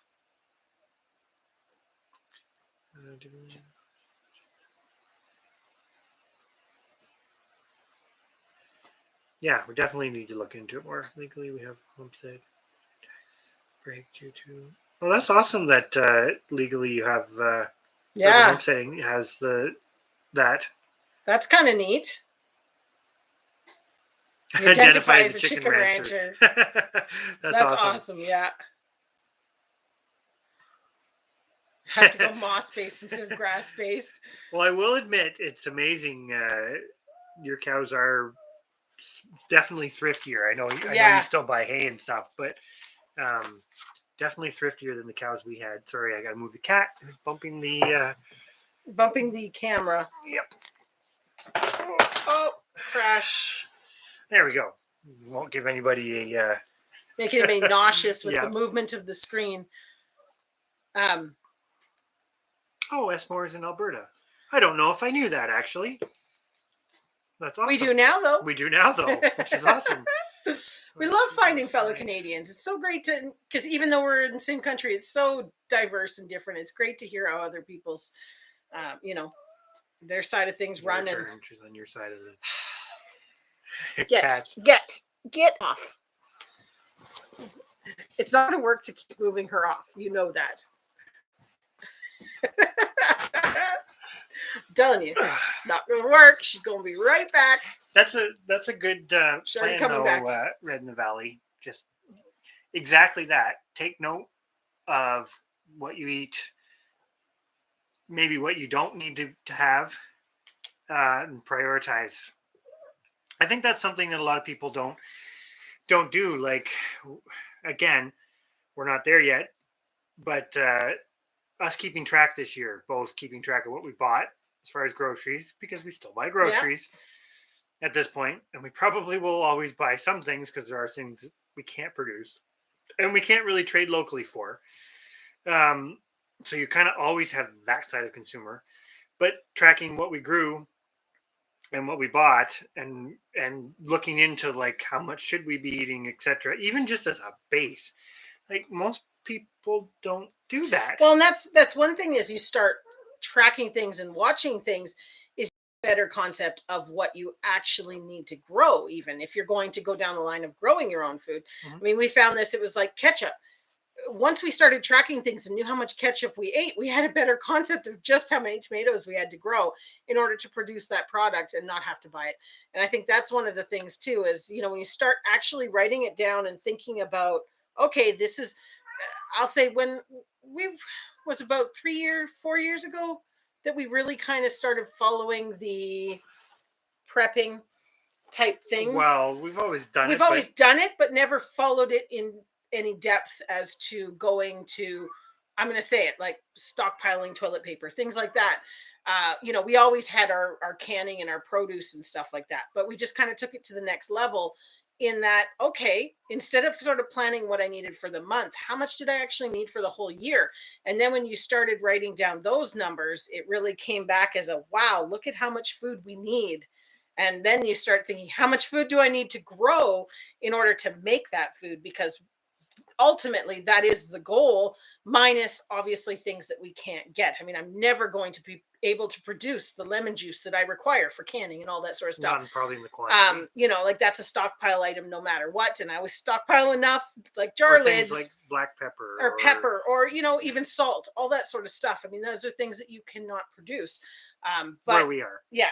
But like you say with your friend there about write it down, get an idea, make a meal plan, kind of have a general idea of what you're going to eat. And it is surprising, and that's scary, I think, for a lot of people as we've come into this wave of shortages and not being able to get the things that you normally get. Even if there's no shortages, you wanted that avocado and it's not there, or whatever. I'm picking on it. I don't eat avocados. I don't know if they're there. But I'm just using it as an example. Oh, avocados are big business. They're big business. We've all seen the Rotten Show. But I think that's the thing, is really looking at it and fine tuning it and seeing, okay, this is what I need to have. That's interesting. So Red in the Valley saying basically it is based on just having a farm business, which is what the part you've looked into. That's what I said. I told Chris that I think we would be better to register our farm as a business, even though we don't have the income to be a tax write-off. We'd still be a registered business, which allows us to then write off expenses against whatever we make. Anyways, that's a I don't want to bore people with all the discussion on that, but we have kind of looked into that, and it looks like Red in the Valley knows a little bit more about that, and it'd be interesting to sort of, we may have to pick your brain on that. Pick your brain on some details on that, because I do think it would be a smart idea for us to look into it. Absolutely. I always had a home-based, I did picture framing in the art gallery and studio, and I forgot to bring me down my thing for show and tell. Do you want to go get it? We can do show and tell. It wasn't a food-based show. It wasn't food-based, but it was awesome. Okay. Anyways, I had the picture framing and art studio business, and so therefore we were writing off. You had it registered. You could write off your household expenses, things like that, your hydro, your mortgage, your everything, right? And this is what I said to Chris as we're going down the line. If we have the animals we sold this year they have to be reported as income, yet because I'm not registered as a business, I don't get to write off what I fed them. And that's the part that niggles me. So even though I don't have status, I think it probably makes sense to be registered as a business so that I can write off the feed cost against what I earned on the animals that I sold. Anyways, maybe we'll pick your brain one day on that, because I think you sound like you might be doing it that way, kind of thing. Yeah. So Esmore is saying it's the worst weather they've had in Alberta in 8 years. Weather and climate's a whole nother thing, because it's I don't know. You can discuss the pleasantries of, I'm just going to call it climate change for lack of a better term, but realistically, climate change is yearly anyways, all the time. But the swings are definitely getting a little crazy. I think Thorhaven, you've got it. That's a great point. Definitely need to eat more local, or have ways to preserve it, because it's like you say, having a fresh pineapple all year long doesn't make any sense. Being able to eat something made out of raspberries all year long, well, if you can preserve it, then that's great. Not, yeah. That's a totally different scenario. But you're right. It's I kind of laugh, cringe, however you want to call it, when you talk about but when people talk about like, oh, it's fresh. You see it with some advertising campaigns with fresh, never frozen chicken or fresh, never frozen beef or whatever, and it's like that's all fine and dandy, but it's totally missing the point of doing the seasonal. Now I Hmm. know chicken is grown year round, but then there's a whole nother thing about that kind of goes into your health about doing that, which is a bigger topic. Hmm. Trying to climate control buildings and whatnot, but um, we've we're Oh, still really, honey badgers? That's interesting. Sorry, I went ahead. Claim running costs at feed, etc. That is interesting. That's very interesting. See I do wonder if, from a bigger entity perspective, it's something that they really want you to like to be able to do like that Hmm. here, because yeah. But won't even grow basil. Doesn't know. Hmm. That's another thing, actually. With play Wow. grow, you bring up another good point, because again, I eat meat. I don't have a problem with animal products, etc. I do think it has to be done well, because that thing is alive and you kind of are what you eat. But the plant-based stuff is the same, right? Like, fundamentally, being probably what, like 3/4 of your diet is likely should be, I'm just throwing a number out there, likely should be some kind of plant-based thing.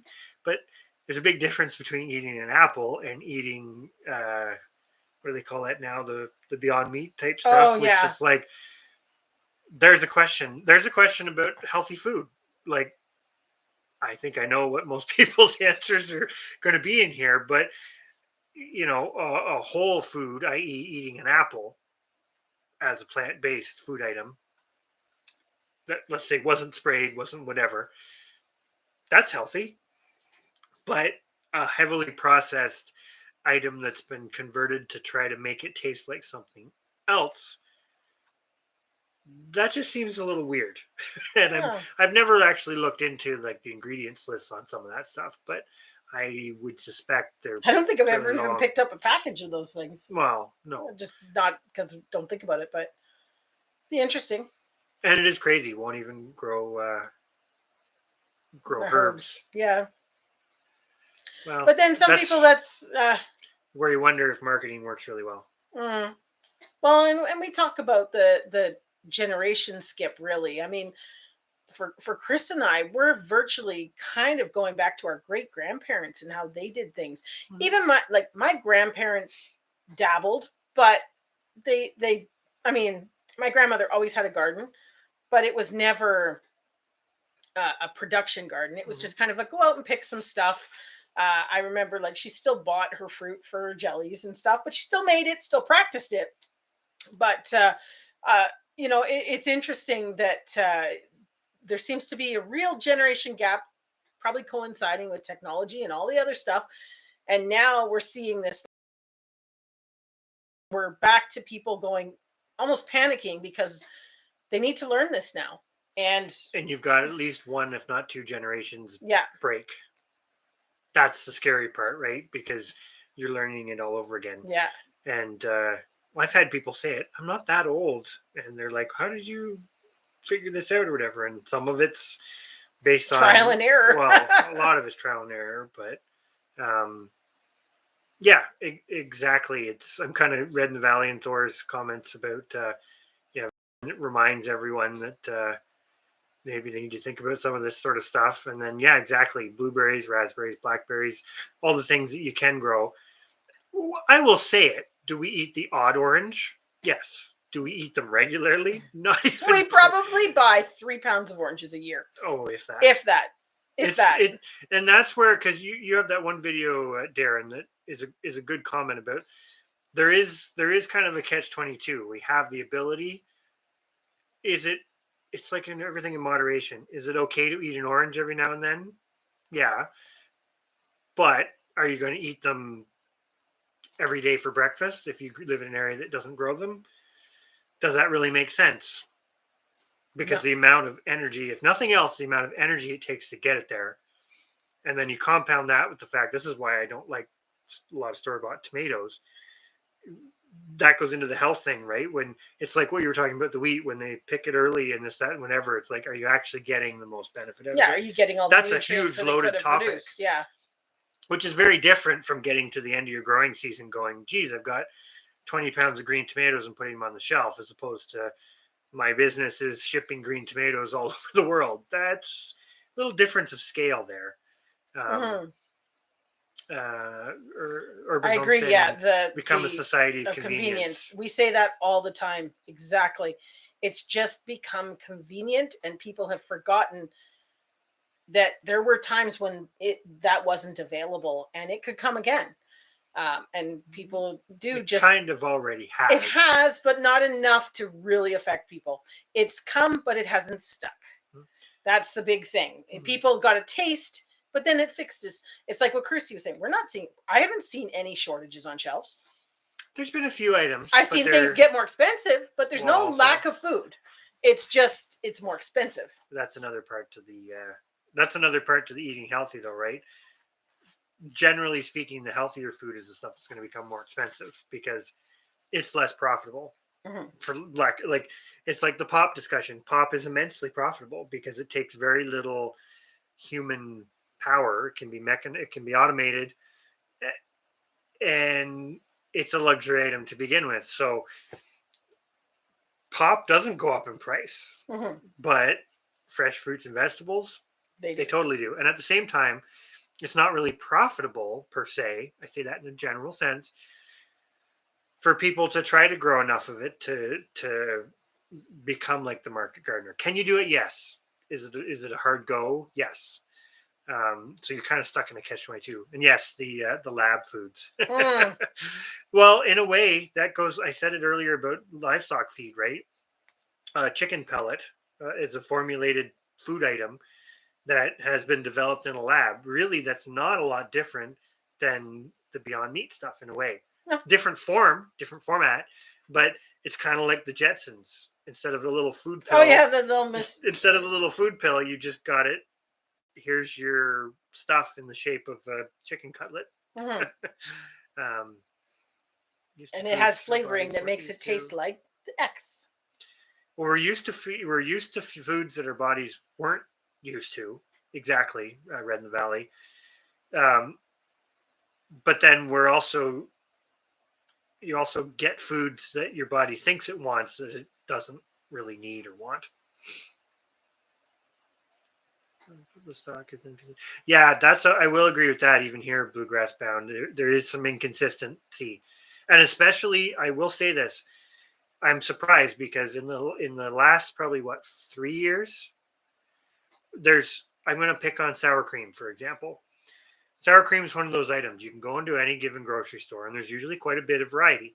But if you start looking at the ingredients and you look at what's in it, the vast majority of them are predominantly like various milk additives, additives, modified ingredients, etc.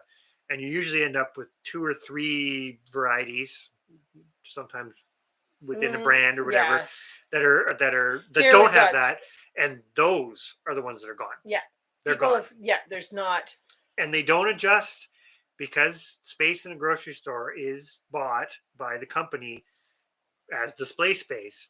They don't, just because something sells better doesn't mean it necessarily gets more space, stocked more. Even if it's cheaper to produce, etc., that doesn't necessarily mean it gets pushed more.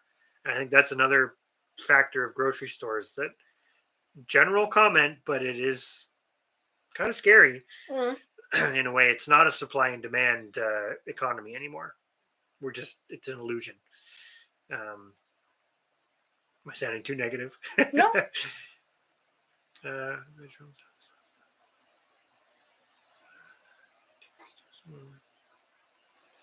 Yeah, so you guys are getting shortages, honey badgers. Well, they keep saying it's coming. The one thing that I have kind of noticed is the prices going up, so we're stocking up on things now because I don't think the prices are going to stop going up. But yeah, I definitely think it will come. We will see it, but we're not seeing it yet. And that could just be where we shop. We're also not in a big city, right? Like I think big cities are seeing it a lot more than what we are out rurally. Seem to be. It's probably there's probably population demographics and stuff to it as well. But yeah, like our little grocery store, our local ones are always fully stocked. well, $50 for a bag of black oil sunflower seeds now. That's gone up a lot. That was actually. I'm going to come back to your comment, Jane, because short answer is we have a little bit, not all of it.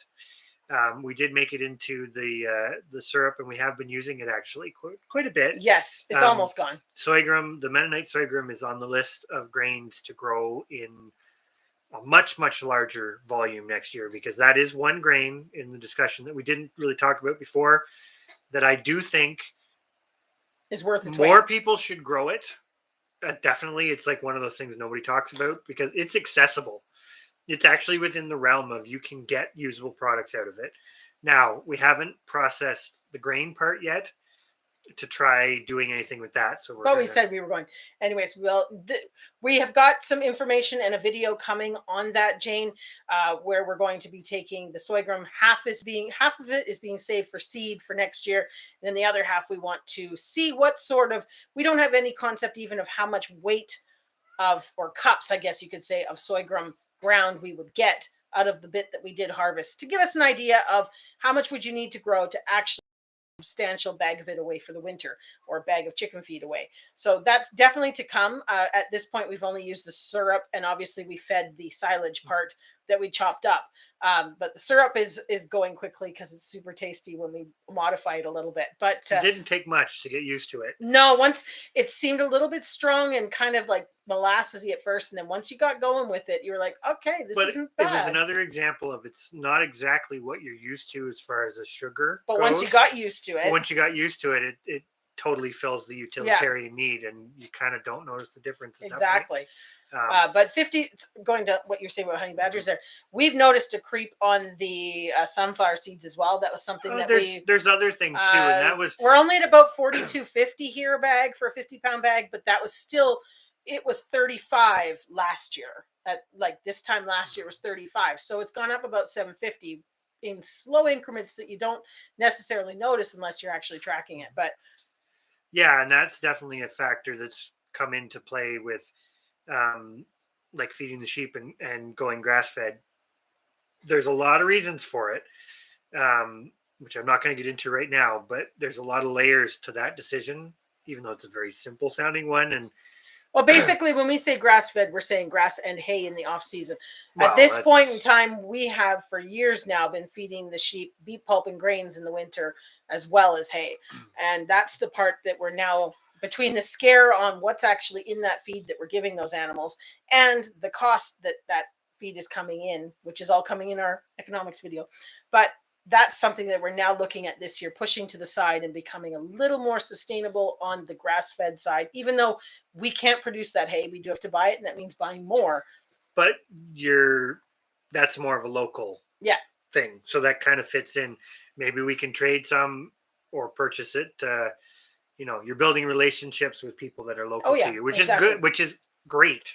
That's a good thing. So whereas unfortunately the beet pulp, the grains, there is a local relationship there. The beet pulp, there isn't. So I could feel Bev's one there. Sure. Where do you start to determine how much you need to grow or put up for the year? Growth wise, this year we really tried to go bigger. And what we did was we did a bit of research in December of last year on what seemed to be the average amount of pounds of food the average person ate, the average adult. Mm-hmm. And we kind of took that and then found the information to break it down into subcategories on what kind of portion was considered dairy, what was meat, what was whatever. But in general, it worked out to being each average adult human ate roughly in North America. Sorry, we should put that in because that makes a big difference. Roughly 1,800 to 2,000 pounds a year. So then we had, of that, 200 pounds was meat, including eggs. And then it was, I want to say it was about 400, it was close to 400 pounds was dairy product. I forget exactly, but it was, I could find out that number better if you really wanted. But basically, it brought us down to, in produce, about 1,200 pounds per person. So that was kind of a ballpark idea of, as we're weighing things as we bring it in, what do we want to come out with? Well, that goes into a big thing of Hi, Artist in the Garden. There may be ways to reduce too, right? Yeah. Because that's an average North American figure. Exactly. You could argue a lot of North Americans probably eat a lot more food than we need to, and some countries the amount of food consumed was way less. But that gave us a basic kind of starting point idea of, okay, in the next 5 years, we want to get to growing X for our family. Then we kind of, like I said, broke it down into, okay, I grow ketchup. How many bottles of ketchup do we need? And I just wrote that down, went to my recipe, which I know my recipe makes roughly 2.5 liters of ketchup. So took that and kind of divided it up to know that I needed to make 6 batches of that minimum on our ketchup front. And when I did that, that equated out to each batch was 12 pounds of tomatoes. So you were at 70 pounds of tomatoes. And that was very, very conservative on ketchup use. But anyways, it's just sort of figuring out that rough cycle. And that goes back to the figuring out what you like to eat or what grows well Exactly. for you too, right? Because maybe you don't eat ketchup. Exactly. So Well, then and one thing that I really want to go through this year in 2022 with my videos is every week I want to do a video on the stuff that we can that is a staple for us. It's something called August stew, and it has peas and beans and kale and all this other good stuff, onions, carrots, everything all in a jar with a little tomato juice. And that is like a staple for us to grab. When you're doing a pasta sauce, I just grab a jar of August stew and a jar of pasta sauce and bung it in together with some meat, and we're good to go. And that's something that I really want to kind of focus on, because that's how I sort of plan out my garden, is I know which recipes I definitely want to do. I do basically I do about 40 jars of that, 40 half pints, so the 500 ml jars of August stew. I also do an Italian zucchini stew. Again, I want to do 40 jars because that's a great one to throw into stews or soups or chilies, things like that. When I just want to, I do a lot of one meal in a jar, but I also do a lot of canning that is, if I go down and grab 3 or 4 jars and combine them together, we're set to go. It's a meal. It's a meal. And I think that's something that I really want to showcase a bit more in 2022 is some of those recipes and how we organize that, because it really helps people preserve their garden in a really, really efficient way when you don't know what you're going to do with it at the time, but you got to do something with it. It's great because it then comes back later that it's an easy item to just throw into a stew if you just want to make a stew, or, things like that. So definitely, I know that's not an exact answer to help really kind of tell you exactly how many tomato plants to grow, how many potatoes, because it really is fluctuating. We grew 140 tomato plants last year. It was too many. We had way more tomatoes. Chris will argue that, but he wasn't the one canning it all. That's not 100% true. You canned a lot of it, but this year we're going to fine tune it a little bit more and maybe kind of pick and choose and do 120 tomato plants. That's probably the one thing where we're the closest to knowing this is exactly what we need. Yeah. Well, we've done it for a long time. But going back to the topic of, and then I'm going to catch up in the chat, but going back to the topic of this video, like eating healthy, there's ideas out there that you have to eat fresh. And it's like, again, like what Thorhaven said, fresh isn't an option. No. Like where we are, you grow your garden and you find various ways to preserve it. Canning, freezing, in my opinion, is fine as well. Maybe you don't want to depend just on that, but canning, freezing, fermenting, dehydrating, or something that can just sit on a shelf in a cold storage room. All of those options should be explored if you can. And technically that's not fresh the way some people would say healthy food has to be, but I still think it's better than something from the store that's full of preservatives. Astronomically better. Yeah. That's Even and this is where we only can year by year. I do enough to maybe have a few extra jars just in case, but often by the time canning season comes around, all my jars are pretty much empty. Vast majority of them. I would say 80%. Like we've kind of fine-tuned it enough that we know, and we also know where we've fallen short and where to make more. So on certain things. Yeah. Hopefully this year I want to focus a bit more on that and answer that question a little bit better through our videos, because that's something we have been doing for years. And I do think it's valuable information. We just make it look easy. I don't know if it's easy. It's just one of those, if you can skip the steps of having to figure it out, it's really helpful. And we've already done the figuring out. Yeah, a lot of it. So I'm going to try to catch up here. Okay. I think, yeah, Red and Valley saying she's going to have to figure out what she's going to need and how much.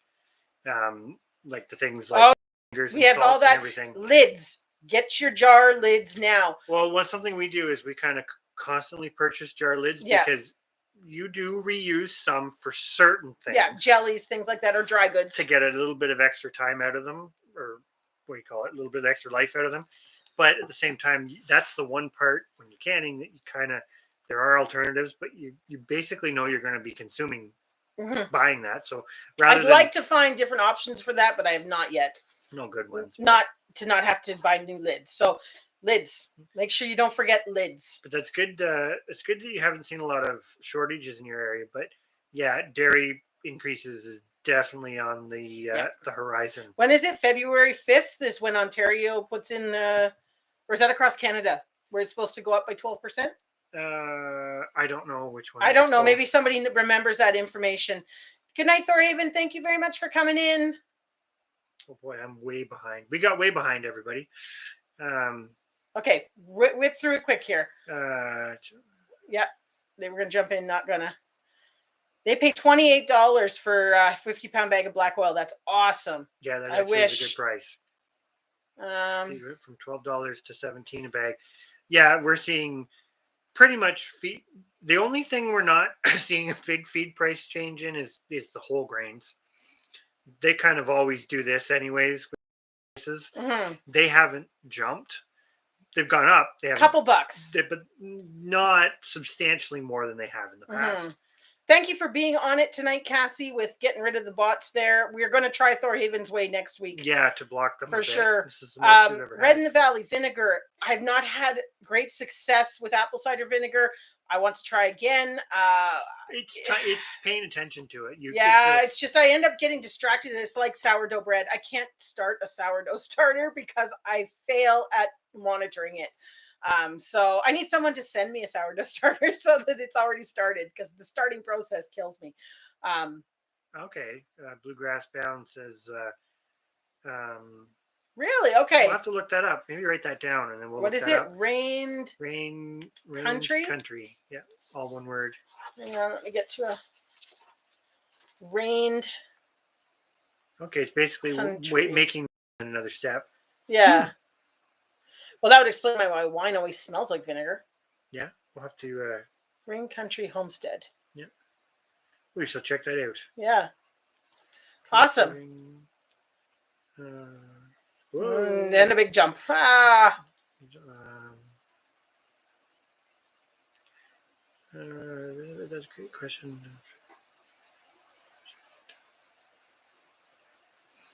Yeah, that'd be my only thing about the vinegar. Like lemon juice, it would be something I wouldn't be as worried about. But the vinegar is it stable enough to do the canning? Well, and that's one of the things with canning. A lot of your recipes say do not use fresh lemons for it. They all say to use lemon juice because then you have a guaranteed acidity. So that's one of those tough things. We've come across this as well. Red in the Valley, we stockpile vinegar, lemon juice, all that like mad. It is a case that if it ever went the other way, it'd be awfully hard to keep it going. The nice thing is you've got a lot of tomatoes that are quite acidic, so you don't necessarily, if you're making tomato product, not all of them require lemon juice to be added, that sort of thing. You don't use the pickling vinegar either, do you? You just use the straight white? I just use straight white. Yeah. I've always kind of been like, they always want more money for the pickling, and I'm like, why? I don't really, maybe it's more distilled, I don't know. But we've always used the just plain white vinegar or cider vinegar.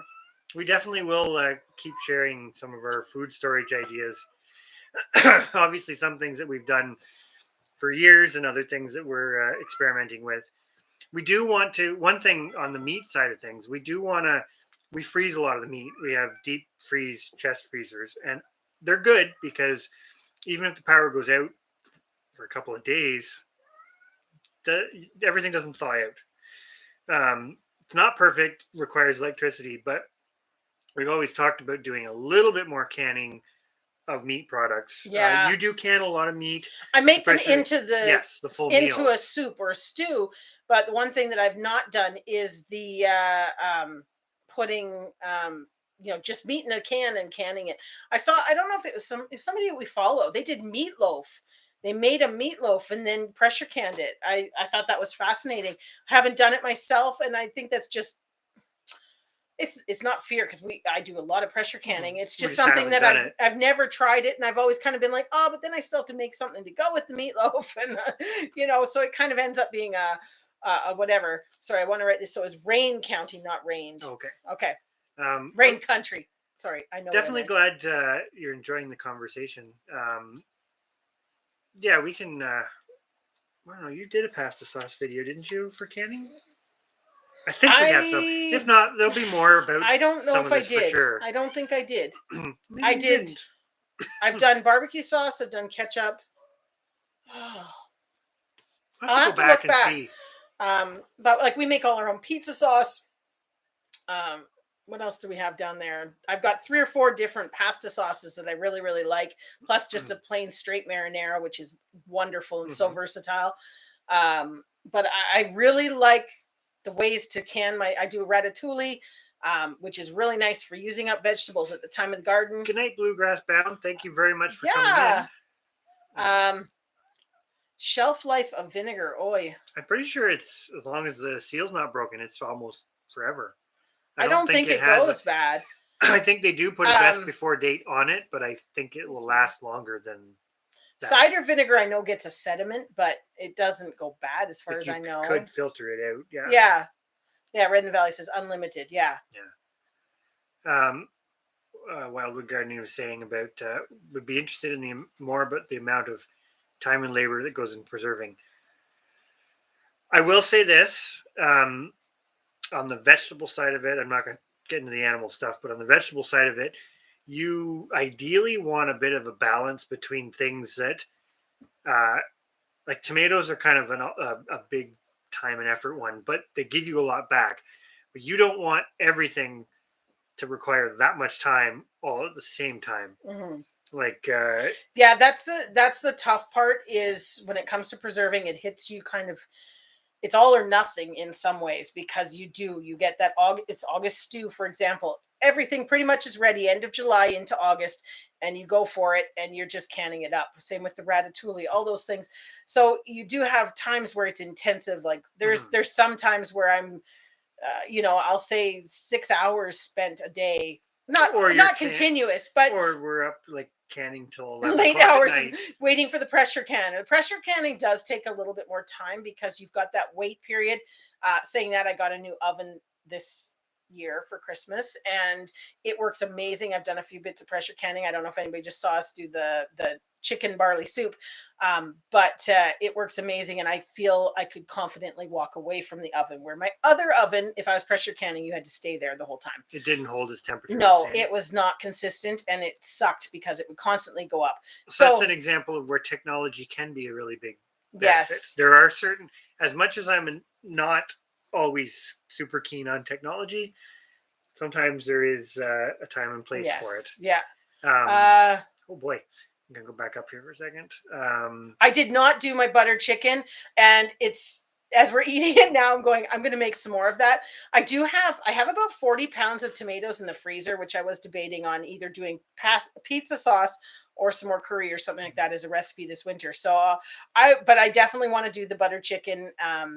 And there's a couple others. What's the other? I've got, hopefully for next week, I want to make Cajun rabbit stew.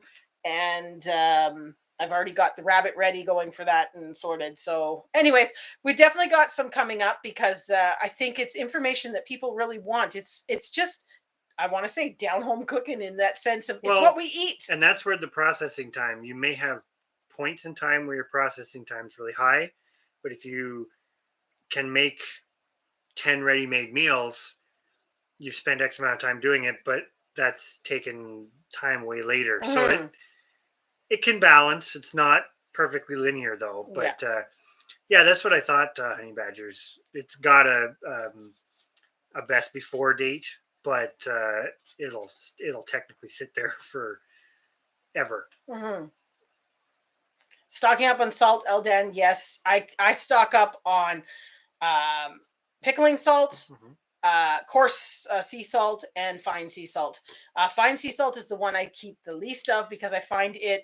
And any spices that you can't produce Yeah, yourself yeah, is another good one. yeah, Kind of a exactly. no-brainer one, but Yeah, definitely a we a do good one. cinnamon. Stock a lot of cinnamon, black pepper, cumin, and even stuff that we can turmeric. grow, like the turmeric, we can grow it. We haven't had a great success at it for the quantity that I use. Same with ginger. We've tried and we're probably going to try it again. But at this point, we buy a lot of ginger because I can't grow enough for what I use for curry recipes. That's where you have to pick your battles a little bit, though, too, because you can push boundaries. Like the ginger's a good example. Well, and there's nothing in those. Not well. Generally. Yeah, pending. You have to know what it is, but there is still a picking your battles on some things. Yeah. Storing vinegar in glass. Yeah, that would probably really prolong it. Yeah, because the plastic would probably be the problem. The downfall is to transfer it to a glass. You're breaking the seal on the plastic. So I don't know. It's something to Google. Tough one. Something to Google. Yeah, that's a tough one. I imagine it's. Oh yeah, 2020 gallon would still be good. Mm-hmm. They do. I believe they have a stamped best before date. I know I have used mine well past the best before date and not had any issues. Now, one thing that I would suggest would be make sure you're using it in something that you are going to water bath can or something like that. If you're actually using it for canning purposes, I'm going to say it. Some of my pickle recipes, for example, even though they say to water bath can them, I don't. Mostly because I prefer my pickles not water bath canned. But if I was using something that was expired vinegar or something like that, I would probably do it just to be on the safe side. But really, I mean, what could be in vinegar? Not much. Exactly. Have you ever canned? I'm trying to think. Have you canned chili without meat? Yeah, I've done with meat and without. I've also done with beans and without because there's multiple rules on that. Some recipes say not to include the beans. Some say to. So I do have a recipe that I really like for the chili, which is another one that we actually, we make our chili with ground lamb, not ground beef, but you could substitute. Oh, a lot of the substitutes. That was one of the goals actually with our trying to get more beans in our Canadian Seed Challenge this year. I'm trying to get 5 beans that I really, really like to can as a 5-bean medley. You know, like the kind you would just open a jar and drop it in chili, and it's a mixture of all different types of beans, and then you put in some kidney beans. I love that for chili and things like that. So I really want to get going on getting my 5 different types. I have 4, but I don't have 5 types yet to make my canned medley of beans. I also canned bean salad this year. Yeah, that actually worked out. And it was really, really good. First time doing that. We always made it, but I'd never tried canning it. And it actually canned really good. Really well. Unfortunately, the beans were still squeaky. Oh, the squeaky bean thing. I don't know. I have a hard time with squeaky beans. That's a good idea about bartering time to have somebody help you. Definitely, if you can. It's always. I guess it doesn't usually end up seeming like a true barter in a way, but it ends up being, right? Because somebody's coming to help you, and they can get some. Well, that's no different than somebody. I'm going to say it. I have it where people give me a bunch of jars, and I give them a couple full ones in return. Right? You know, like people collect up their empty jars, and in return, I give them a few full ones, but they've collected up all their old jars for me for using for canning. We don't have an Instapot, but I know you can use it for some things. There's lots of people that do. It depends if it's one of the Instapots that has the canning button or not. I don't know too much about it. I know Thorhaven they did a video. Thorhaven and give me. They just left. You always say their name wrong. Oh, Bound. Having a moment. something bound. I'm having a total Bluegrass Bound. Bluegrass Bound. Anyways, Thorhaven and Bluegrass Bound have both done videos using their Instapot to do canning. And definitely worth watching those to find out if yours matches what their one is. I don't have one, so I've never used it. So we don't really know. I see Bev saying you can't can in them. Yeah, that but definitely if you good went for by cooking it ahead USDA whatever, you're not supposed to use them for canning. But they're actually developed with a pressure canning button. And I know Thorhaven has canned in theirs, and I know others have. So it's really a do it at your own risk. But I would certainly make sure that you've got one that has those that mechanism on it, because I think there are different calibers of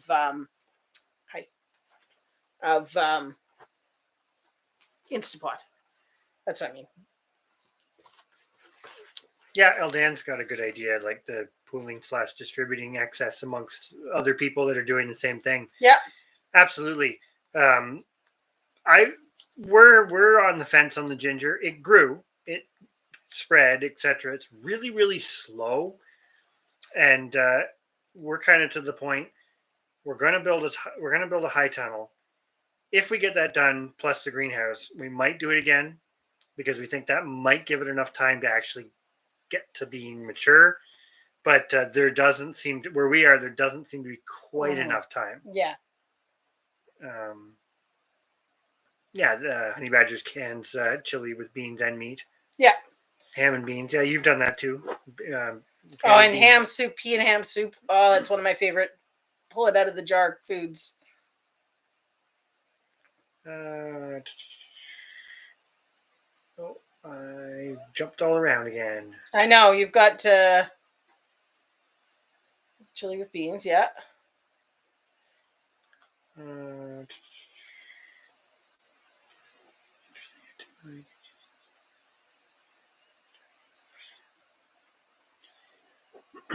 Taco meat is another one, or sloppy Joe mixes. That's another one that gets canned a lot. Well, and anything like that you can do ahead of time.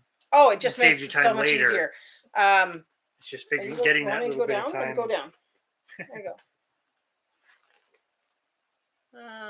Food preservation is a whole new world. I mean, I'm almost 12 years now of doing canning, but I've only been pressure canning for 4 years. Maybe five. The first year, though, I don't think I did much. I was a little bit nervous. But certainly changes it when you start doing that and can see a use for the food. Because that would be one thing. Before we really got into preserving the food, it didn't make, it was harder to see the waste in the garden because you weren't doing anything with it. So as we got preserving, it began to just make more and more sense to have the garden that we had and to keep expanding it, because you realize, oh, I can make this now and I can make this. I mean, I made hot sauce, not this year, last year, because I made so much I didn't need it this year. But hot sauce was another really good thing. Fermented hot sauce. It was really good. That's a really good one, yeah. Really, really good. And what else? And fermenting's a whole nother topic on healthy food. And and it's not something that I can even really help people with too much, because I'm not an expert at it. I only started last year. You're good at, or you've got a couple recipes. There's a couple recipes that I really like, and then there's been some that have just been complete dudders. But again, a very healthy food option with fermenting. Well, it's like everything else, finding the ones that you like and that work well. Yeah. Actually, Chrissy said about saving the Classico jars. Yep. We used to do that. Oh yeah. Well, you know what? And we kind of stopped doing it, and now I'm back doing it again, because we realized last year we had to buy so many jars that we've now got family members and stuff hanging on to those type of jars for us, because we don't buy pasta sauce. But it's amazing how many of the pasta companies do it in the Classico jars, and you can still put a regular lid on them. You don't have to use the store-bought lid. You can put an actual ring and a thing on it, and it's really nice because they have the measurements on the side of the jar. I like that. I don't know why, it just is nice. When you can reuse something, it makes sense. Red in the Valley's neighbor saves all their glass jars. Yeah, that's good too. And that's like a bartering thing too. When somebody does that, then sometimes you give them something back that they'll eat. And I'd like to, that's one area too this year that I'd like to do better and expand on a bit more, is the homemade teas. getting a bit more tea garden stuff growing and things like that. Like Yeah. we've tried to do the chamomile, we've tried to do lots of different things, and we always kind of just, I like it this goes white, on I to like the back. cedar tea, but you don't like that one. Oh, the cedar tea was disgusting. Nope. Candy Shrine In a depression era setting. Kind of, I suppose, or preparing for one.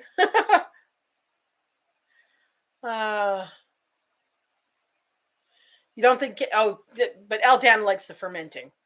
And that's where we're definitely experimenting with. The only thing I have found with the fermenting is that I can't get the life expectancy out of it that I can get. And that's where it's nice, though, because if you're doing both, you get the fermented stuff until it expires, and then you still have the other stuff. It depends what it is. Yeah. The fermented turnips, for example, they keep last forever. Your fermented salsa lasts for a lot longer than... Yeah, we still have some. Yeah. So we're into January. My fermented salsa from... Did I make that in September? I think so. It's still good. It's a little watery now. I'm not loving it as much, but yes, exactly. Eldan's right. It's for long-term storage. And I think that's actually another part, because we've been talking about preserving and that side of stuff. But another thing is like the season extension, right? So one thing you can preserve greens, but greens would be one of those things. It's nicer to keep it going. So we do have the grow room, and we can do stuff with that, but having the greenhouse, and this year we'll actually be able to use it properly because it's mostly done, and putting up the high tunnels later, that's really the reason why. It's like, yes, we may do some other things, but it's the greens, because if we can keep that going longer, especially the cooler season stuff, that's I don't know, like, what are we thinking? You might be able to get from April, so April, you'd May, get an extra month either end for sure. At least, maybe 2 if you're lucky. Yeah. Which is a big deal. That's where it actually makes sense to invest in that kind of infrastructure. Yeah, because then you go down to really only 3 to 4 months that really you can't produce anything outside, which is where we do have the grow room that you could do a few things, but it's not feasible to do it for a large amount. Red in the Valley, yes, definitely. If you wouldn't mind, that'd be fantastic. Yeah. The other thing I was going to say is, did you happen to save any seeds from any of those? Because that would be awesome. Or is that what you mean? Okay, I thought she meant like the loose tea she was going to send. But if you happen to have the seeds for that, that would be awesome. Pineapple sage, I've never tried that. No, I don't think so either. But that'd yes, be kind of cool. Yeah, for sure. If you would do that, that would be fantastic. Anyways, it's quite the topic. I think tonight we were sort of just putting it out there as a bit of a conversation, sort of see where it went, and it's gone in some really great places. Dan, you'll have to try my fermented salsa. I did that as a video. So this year, when you get your tomatoes and peppers and stuff, you'll have to try it, because Chris doesn't like salsa, but he likes the fermented salsa, and then you like my charred salsa. I think we totally agree with what you're saying, Eldan, that you're right. Like, you're preserving something for basically times when you can't get the fresh. I say fresh. But yeah, I think that's true. It's kind of like feeding hay to, well, I'll use the hay analogy, right? You can feed hay to a cow or a sheep or a goat or whatever, and they survive. They do fine. They get through the winter, but they don't thrive on it. No matter, I'm going to say it, really, no matter how good the hay is, they don't absolutely thrive on it compared to what they do when they're eating the plant when it's growing. It's like night and day. There's other sides to that, but yeah, it is. Well, and I'd love to learn a little bit more about the fermenting, because I really like the process. It's just, there was so many what we tried that didn't turn out. It felt like it was a waste compared to the canning, which I knew, and you know what the final result's going to be, I guess. The fermenting is kind of like that wild card where I don't know what the final result. Like, I mean, we fermented beans. Oh my gosh, I will never ferment beans again. I did not like that at all. But that was just the flavor of them did not was not my thing. So I would not can, but I also won't eat canned beans either. Like it's just proper canned. I like frozen and that's it, you know? Hello, Blans. Glad you made it in. We're approaching end here, but we're glad that you got in to say hi for sure. But yes, and like as Workplay Grow says there, I am sure that whatever we're doing, pressure canning and regular canning here at home is way better than what you're buying in the store. Yeah. I mean, you know, it's also one of those things too. There's a big difference between canning it well and not too. There is a huge, any food overcooked has no nutrients whatsoever. Well, it still does, but it's not it's minimal. It minimizes as you go. It's the like what Aldan's talking about. It's the microbial stuff, right? Which is the other beneficial part, which is part of the discussion that led us down the path of the deeper ponderings into the residues that may be on some things. that was my attempt this year, Red in the Valley, with my apple cider vinegar. It didn't work. I got an amazing mother on the top of it, but the fruit flies and everything else made me way too scared to use it. So I was like, it's not happening.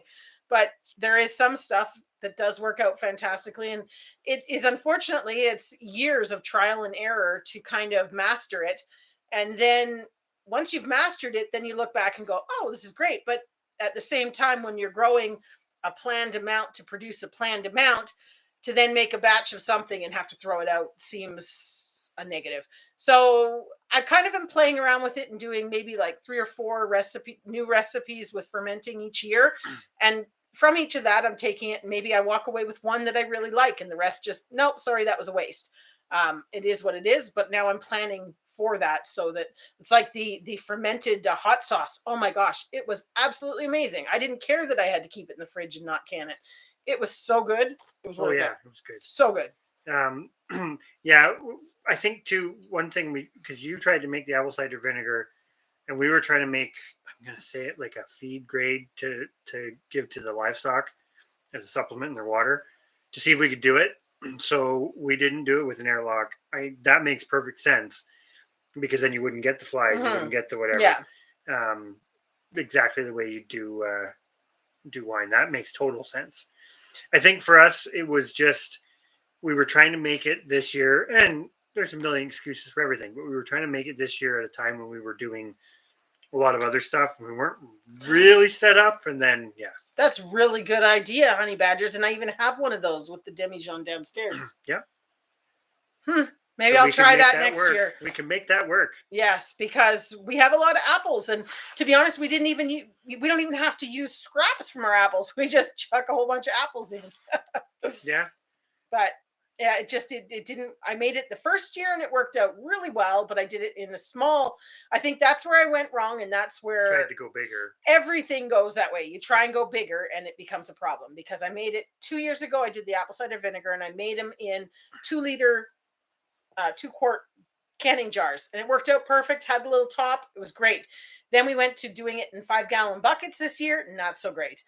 Same idea of the sauerkraut. As soon as you go to something bigger, it doesn't seem to work. So you've had pretty good luck with sauerkraut. The sauerkraut that I didn't do it this year, and last year I did, and it was amazing. Fermented. So it was really good. Yeah. Really good. And it had a good shelf life too. Yep. It kept for a long time. It kept for quite some time. Definitely something we want to look into more. Exactly. But like Blands is saying, homegrown just seems better because you've done it. You've put that effort in. You know what was put in it, and you know what's, I don't know. And I think that's the big coming back around to the beginning of the discussion. You know what's in it, and when you know what's in it, then you know it doesn't have X, Y, and Z, and that's the hard part. Even with bartering, to a degree, you may not know, right? Like there's a lot of variables there. Now, if you're helping somebody can and bartering your time for some of their canning, I mean, you're there while it's happening. You basically know, but there is that side to it too. Depending on how far, the closer to home the bartering is, the better you know.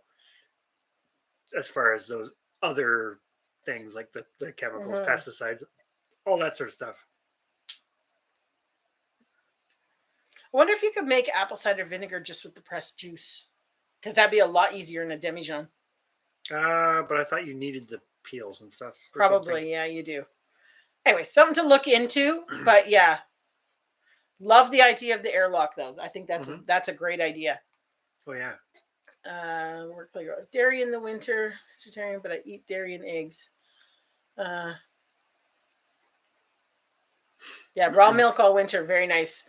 We're so looking forward to that's something that has been an eye opener for us this year, because this has been the first full year we have not had dairy produced on the farm in a long time. And boy, oh boy, the quality of what you were getting and the expense, like to get it, because we've become accustomed to eating cheeses and things like that. So we're very excited for the lambs to arrive start milking the sheep. We should say to get cheeses and whatnot that are just healthy, cheese and just not cheese, not lot of modified additives. Milk ingredients and all that other stuff. Yes. Yes, we're definitely going to be trying that this year. Hopefully they cooperate. Yes. Yes, we are definitely we've bred 12.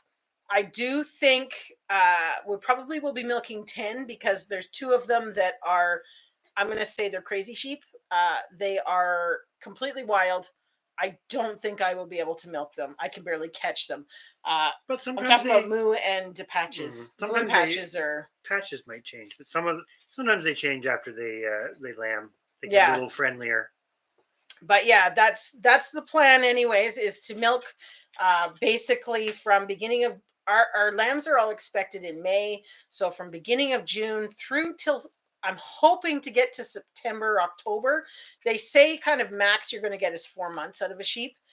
But the nice thing is, once I get my new freezer, wink, wink, nod, nod, we will be freezing it, because that's one of the beautiful things about sheep milk is it freezes without separating. So you can come back and make your cheeses later, which is something I love, because that was my problem with the goats kidding in the spring, which is what we had because of the weather, is that you had to milk at the same time as you had to plant the garden. You had to tend the weeds. You had to do everything. It was just way, I mean, I'm not trying to whine or anything, but it was way too much on the plate to do any of it well. So I think it'll be nice to just be able to milk, freeze what we're not going to drink. I do want to make yogurts, things like that before freezing, obviously. We'll certainly see how it goes. Yeah, I think it will work. So Honey Badger is saying you can actually get a special airlock lid for a 5-gallon bucket. That would be nice. We should look into that. Yeah. Because that would be awesome. You could because we just did like the tea towel with the string, and it was not doing super great. So I think this year was just kind of a wash on that. Saying that, I did jar it all into 1 liter jars. And the longer it sits in those 1 liter jars, the more it sort of seems like it could work. It's got a vinegary smell, but verging on a wine smell, which is it smells over fermented, if that makes sense. So yeah, I think we may just be ditching all of it, even though I kept it. But anyway, that's all right though. Next year I will do better on it. I'm going to try the lock thing, because I think that would make a world of difference. Breed 2 groups. Yeah, you could do it. Well, we couldn't do it with the Icelandic sheep. The Icelandics are seasonal. You only have about 3 months of breeding. So you could breed some in November and some in January. But then from pasture perspective, I don't know if that works super well. So our plan is just to make it, freeze it, and like you say, you get raw milk when you've got it, and after that it's frozen, which I know kills off good things that are in it, but there's nothing you can do about that, because I just don't think it's feasible for us to for that 3 month gap. It's not really worth it. Now, saying that, there may be some of those sheep that we can push, like we did the goats, where you get 6-7 months. It may not produce a lot, but it's going to produce you enough for fresh drinking. So why not? Yeah. And that's the plan. I mean, to keep doing that. Congrats, JoJo's Outdoors there on hitting your 40 subs. That's fantastic news. And I think I saw Red in the Valley said her kidding is just finished. So that's always nice to have that done. Yeah. To be at the end of that. So that's good. How many, you may have told us already, but how many did you end up with, out of complete curiosity?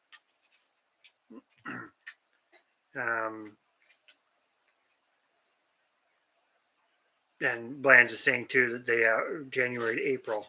Mm-hmm. It's fairly lengthy period of time. Yeah. At least it's early though. Like that gets them out on grazing pretty early. Exactly. Well, and our goal is to get better with the sheep arriving in April, not in May, preferably the beginning of April, not the end of May.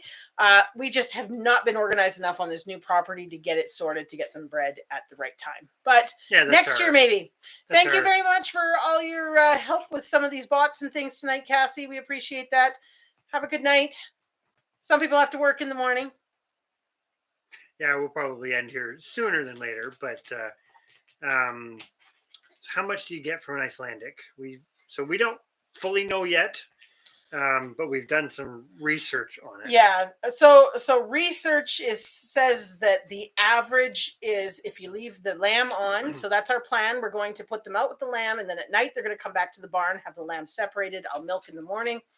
And then they'll all go back out to pasture together. So the plan is we're hoping to get 2 cups to 3 cups per sheep on that single milking a day. Now, doing 10 sheep, though, that does produce me 20 to 30 liters, which would be 4 to 5, or 20 to 30 cups, which would be 4 or 5 liters, or 5, 6 liters. I don't know. What's my math?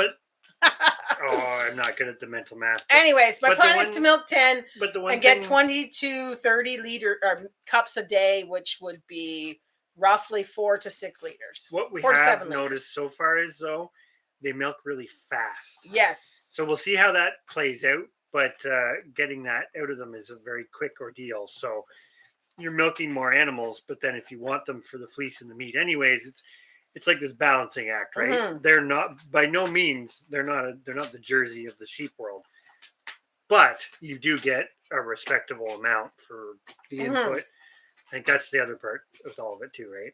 So, okay, sorry, I'm going to, Honey Badger says about a wine thermometer and vinegar thermometer, see what I got.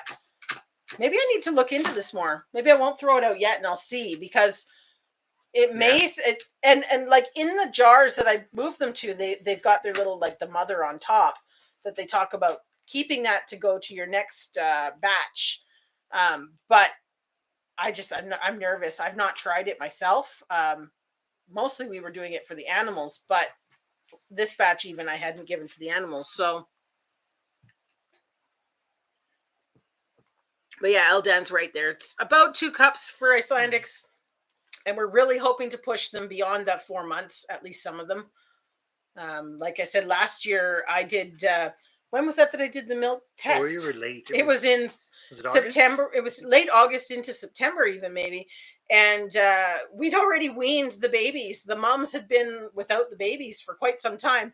And I just went in and try, I said, I'm going to try one of the mums there, and she was still producing, so we just squeezed them out and tried it to drink. So, and it was super quick. Oh yeah, it was. They were, compared to goats, it was such a fast milking. Good night, Chrissy. Thank you for coming in. Yes, thank you very much for coming in. We're winding down too, but 12 kids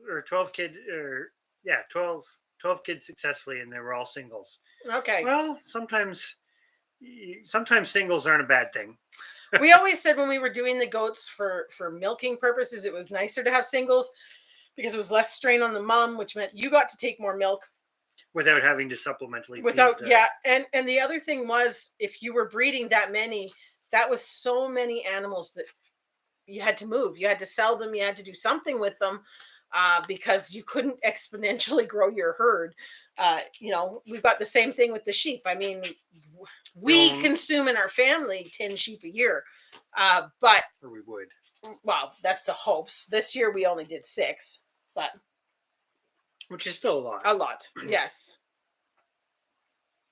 But it gets it's that interconnected weaveness of everything. It gets really really complicated over time. But I don't know. I think we're pretty much going to head to bed too. Yeah, it's time. This has been another excellent conversation with everybody. And as always, I think all of these lives are really good.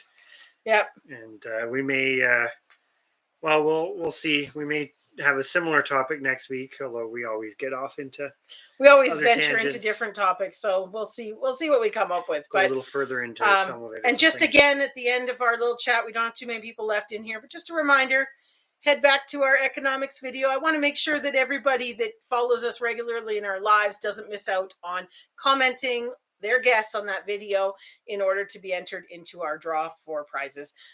We did hit 1,500 subscribers in January as well, so it's kind of a combination giveaway of that, but we wanted to kind of force people to have to engage and have followed our channel in order to win. So definitely make sure you watch that video and don't forget to comment on it to get entered for, well, it's not enter. You basically have to guess right in order to win. There's no entering. You have to know, you have to guess right. closest without going over. Yeah. So, but yes, definitely. That's kind of my understanding about the milk. Freezing is better because you're not necessarily killing everything. Yes, I did can the goat's milk though, and it was very handy to have it canned. Yeah, it did come in handy. And I'm pretty sure that you can can the. But it is a case of you're using that for long-term storage. Yeah, that's just as a, when you needed it. Mm-hmm. Our lamb Annie grew up on it. Yeah, that's what we fed her, was canned goat's milk. Yeah. So, anyways, on that note, guys, thank you so much for staying with us. It's almost 11 o'clock and definitely bedtime's approaching, but have a wonderful night. We look forward to producing a few videos for you this week and seeing you all next week. Yes, we'll talk to everyone later. Hopefully everyone has a great week. Have a great week.